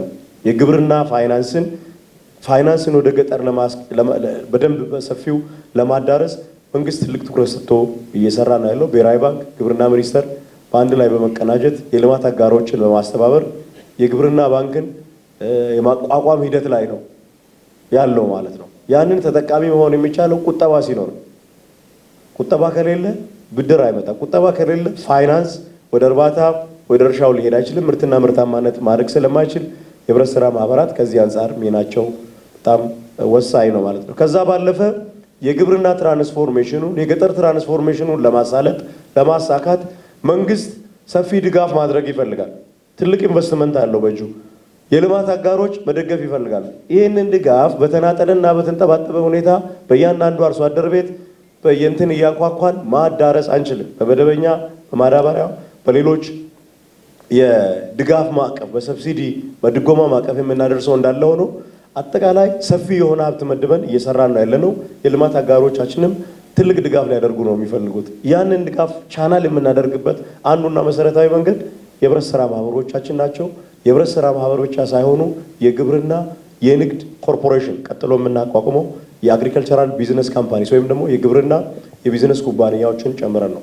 መደራጀት፣ መሰባሰብ አቅም ነው፣ መደመር ነው ብለን ስለምናምን ለዛም የተጠናከረ ቁመና ያለው እና ህልውናውን ያረጋገጠ የህብረት ስራ ማህበር ቀጥ ብሎ ቆሞ የሚሄድ ትርፍ የሚያመጣ ማለት ነው። ድህነትን የሚያከፋፍል ሳይሆን ትርፍ የሚያመጣ ትርፍን ዲቪደንድን ለአባላቱ የሚያከፋፍል የህብረት ስራ ማህበር ስለሚያስፈልግ ነው። ከዚህ አንጻር እኛ ምን እንመስላለን ካላችሁ ዝርዝሩ ያው በዶክመንት ውስጥ የቀረበ ነው።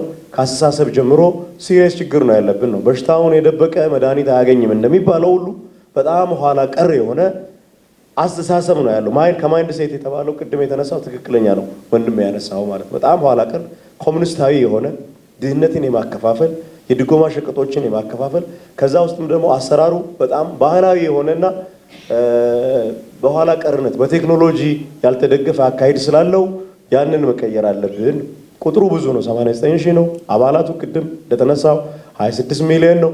ምናምን ጂዲፒ ውስጥ ግን ድርሻው ምን ያክል ነው ብለን ከመጣን ከኬንያ እንኳ መወዳደር ገና አመታትን የሚወስድብን ስራ እንደሆነ በግልጽ ማለት ነው። የኬንያ አርሶ አደሮች እኔ የሻይ እሴት ሰንሰለት ውስጥ ያሉ የህብረት ስራ ማህበራትን አይቻለሁ።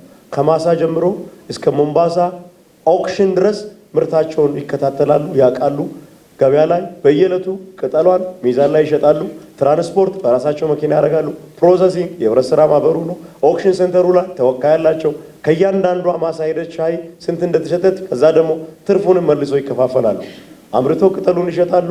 ፕሮሰስ አድርገው ከዛ የፕሮሰሲንግ ፊ ያገኛሉ። ትራንስፖርት አድርገው ትራንስፖርቴሽኑ ዲቪደንድ ይሰጣቸዋል። ኦክሽን ላይ ተሳትፈው የተሸጠውን በየቀኑ እያወቁ ከዛም ትርፋቸውን የሚቋደሱበትና የተሻለ አቅም የፈጠሩ አነስተኛ ገበሬዎችን ያየሁበት ሂደት አለ። በእኛ ሀገር ግን ይሄ ተጨባጭ ሁኔታ አለ ወይ ብለን ካል ሁላችንም በጋራ የምናውቀው ስለሆነ የኛ ህብረት ስራ ማህበራት ቁመናቸው መስተካከል በዚህ ደረጃ ቢያንስ ሌሎች ሀገራት አሁን ኔዘርላንድስ፣ ብራዚል፣ የጃፓን የተነሱት ሀገሮች ጋር ለመድረስ ጊዜ እንኳን የሚወስድብን ቢሆን ቢያንስ ከኬንያ ጋር የሚነጻጸርና አቅም ያለው የህብረት ስራ ማህበር መፍጠር ያስፈልጋል። ለዚህ ደግሞ አደረጃጀቶችን ማዋሃድ ማቀራረብ ያስፈልጋል ማለት ነው። ልክ የቀበሌ የወረዳ እና በለመድ ነው አካሄድ ሁሉን ነገር የመከፋፈልና የመለያየት ተሳቢያችን ህብረት ስራ ማህበራት ዘንድም የተንጸባረቀ ነው። በየወረዳው አሁን ወተት ላይ በየቀበሌው አሁን በወተት ላይ አንድ የተጠናከረ ህብረት ስራ ማህበር መሆን ሲገባቸው ሁሉም በየሰፈሩ፣ ምክንያቱም ሁሉም ሊቀመንበር መሆን ይፈልጋል፣ ሁሉም የቦርድ አመራር መሆን ይፈልጋል። ሁሉም ደግሞ ከዛ የሚመነትፈውን ነገር ነው ማለት ነው የሚፈልገው።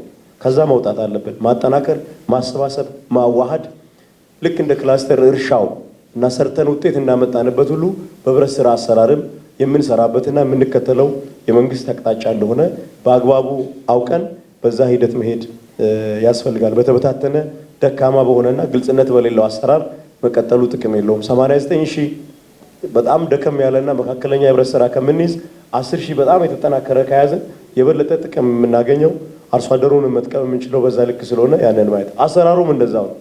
በጣም ባህላዊ ነው፣ ኋላ ቀር ነው። አንዳንዱ ማዳበሪያ ላይ የምናውቀው የተሸጠው ማዳበሪያ አልተሸጠም ብሎ ሪፖርት የሚያደርጉ ማህበራት እንዳሉ እናውቃለን። አራጣ ለማበደር እኮ ነው ነግዱበታል። ሰው ህብረት ስራ ማህበር ውስጥ ሲመረጥ እኮ እንኳን ደስ ያለ ምናምን የዚህ ሀገር አድባር ታቦት አስታወሰ ተብሎ እኮ ኮንግራቹሌሽንስ እናውቀዋለን። ግራስ ሩት ላይ ነው የማውቀው ማለት ነው። ለዛ ነው ያነሳሁት የትነት ስለምን አንዳንዱ ይዞ ይጠፋና ተጠያቂነትም አይከተልም ማለት ነው። ባለቤት የሌለው ግልጽነት የሌለው አሰራር ይሄ ካሁን በኋላ አይሰራም። እንደ መንግስት ነው የምንከታተለው። ኦዲት ስርዓቱም ደግሞ በአዋጁ በግልጽ ተመላክቷል። እንደ ማንኛውም የንግድ ተቋም በተመሰከረላቸው የግል ኦዲተሮች በየአመቱ ኦዲት እየተደረገ ነው እየታደሰ የሚሄደው ማለት ነው። ስለዚህ ግልጽነት ያለው አሰራር፣ ክሊር የሆነ ኦዲት የቁጥጥር ስርዓት እየፈጠርን መሄድ ያስፈልጋል። አመራሩም ደግሞ ፕሮፌሽናል መሆን አለበት ነው። አቅም ያላቸው ተወዳዳሪነት ያላቸው ቦርዱ ባለቤትነቱ የአርሶ አደሩ የአርብቶ አደሩ ሆኖ አቅም ያላቸው ሰዎች፣ ወጣቶች፣ የተማሩ ምሩቃን እንዲመሩት ማድረግ ነው ያለብን። ለዛ ነው የልማት አመቻቾችን የማሰልጠን በዚህ ሂደት የማዘመን ሂደቱ እየቀጠለ ያለው ማለት ነው። እና ግብይት ውስጥ ያለውን ሂደት ቅድም አስቸዋለሁ። ገበያን ከማረጋጋትም አንጻር እነዚህን ጉዳዮች አጠናክሮ መሄድ ያስፈልጋል። ስለዚህ ከዚህ አንጻር የህብረት ስራ ማህበር በለመድ ነው አካሄድ እንዲቀጥል የመደመር መንግስት የብልጽግና መንግስት አይፈልግም ነው። ለዚህ ነው አዋጁ የተሻሻለው። ለዚህ ነው ይሄ ጥናት የተጠናው፣ ይሄ ስትራቴጂ የተዘጋጀው። ስትራቴጂውን ማስፈጸሚያ ዝርዝር ፍኖተ ካርታ የተዘጋጀው ለዛ ነው። ስለዚህ ከዚህ መድረክ በዋናነት ይዛችሁ መሄድ የሚገባችሁ ቅድም ዶክተር ሶፊ ማንስታለች፣ የአጠቃላይ ከፖሊሲ ከግብርናና ገጠር ልማት ፖሊሲያችን ጀምሮ የህብረት ስራ ማህበራትን በተመለከተ ምንድን ነው የምናስበው፣ እንዴት ነው የምንመራው የምንለው እናንተ እዚህ ውስጥ ያላችሁ ባለድርሻ አካላት በአግባቡ መገንዘብ መቻል አለባችሁ። የተገነዘባችሁትን ጉዳይ ደግሞ ባለድርሻ አካላትን ማስገንዘብ ያስፈልጋል። አርሶ አደሩ አርብቶ አደሩ የመንግስትን ፍላጎት የመንግስትን ምኞት እና ህይወቱን ለመቀየር የዘረጋለትን አካሄድ በአግባቡ ማስጨበጥ ያስፈልጋል የሚለውን በደንብ መውሰድ ተገቢ ነው። ስለዚህ የዚህ ስልጠና የዚህ ዲስኮርስ ዋነኛ ቦታ ልክ እዚህኛ ከረባት ለባሾችና ከፍ ከፍ ያለ የአመራር ቦታ ላይ ያለን ሰዎች ብቻ ዲስኮርስ አድርገንበት የምንተወው ሳይሆን እያንዳንዱ አርሶ አደር እያንዳንዱ የህብረት ስራ ማህበራት አባላት ሊወያዩበት ሊመክሩበትና በባለቤትነት ሊይዙት ይገባል። ከዛሬ መድረክ ይዛችሁ የምትሄዱት ይህንን ነው። በባለቤትነት ዋነኛ የዚህ አባላት አዲስ የሚደራጁ ህብረት ስራ ማህበራት ሊያውቁት ይገባል፣ መተግበርም አለባቸው። በየቀበሌው ያሉ አመቻቾች፣ የልማት አመቻቾች፣ የህብረት ስራ የልማት አመቻቾች ይሄን አውቁ የስራ መመሪያ አድርገው ሊጠቀሙበት ይገባል። ከቢሮ ጀምሮ እስከ ታችኛው የአመራር እርከን ድረስ ያለው የህብረት ስራ መዋቅራችን ይህንን የስራ መመሪያ አድርጎ መንቀሳቀስ አለበት ነው። ስለዚህ እኛ ማክሲመም ሰፖርት እናደርጋለን ማለት ግን በእያንዳንዱ አሰራር በህብረት ስራ ማህበሩ ህገ ደንብ በዩኒየኑ ህገ ደንብ ውስጥ እየገባን ይሄን ሰርዝ፣ ይሄን ደልስ፣ ይሄን ሹም፣ ይሄን አባር አንልም። ምቹ ሁኔታ እንፈጥራለን። ምርትና ምርታማነቱ እንዲያድግ የመስሪያ ቦታ ሲያስፈልግ፣ የገበያ ትስስር ሲያስፈልግ፣ ስልጠና ሲያስፈልግ፣ ከዚህም የተሻሉ ደግሞ ኤኔብሊንግ ኢንቫይሮንመንት አስቻይ ሁኔታዎች በመንግስት ረገድ ሲያስፈልጉ ያንን እያደረግን እንሄዳለን እኛ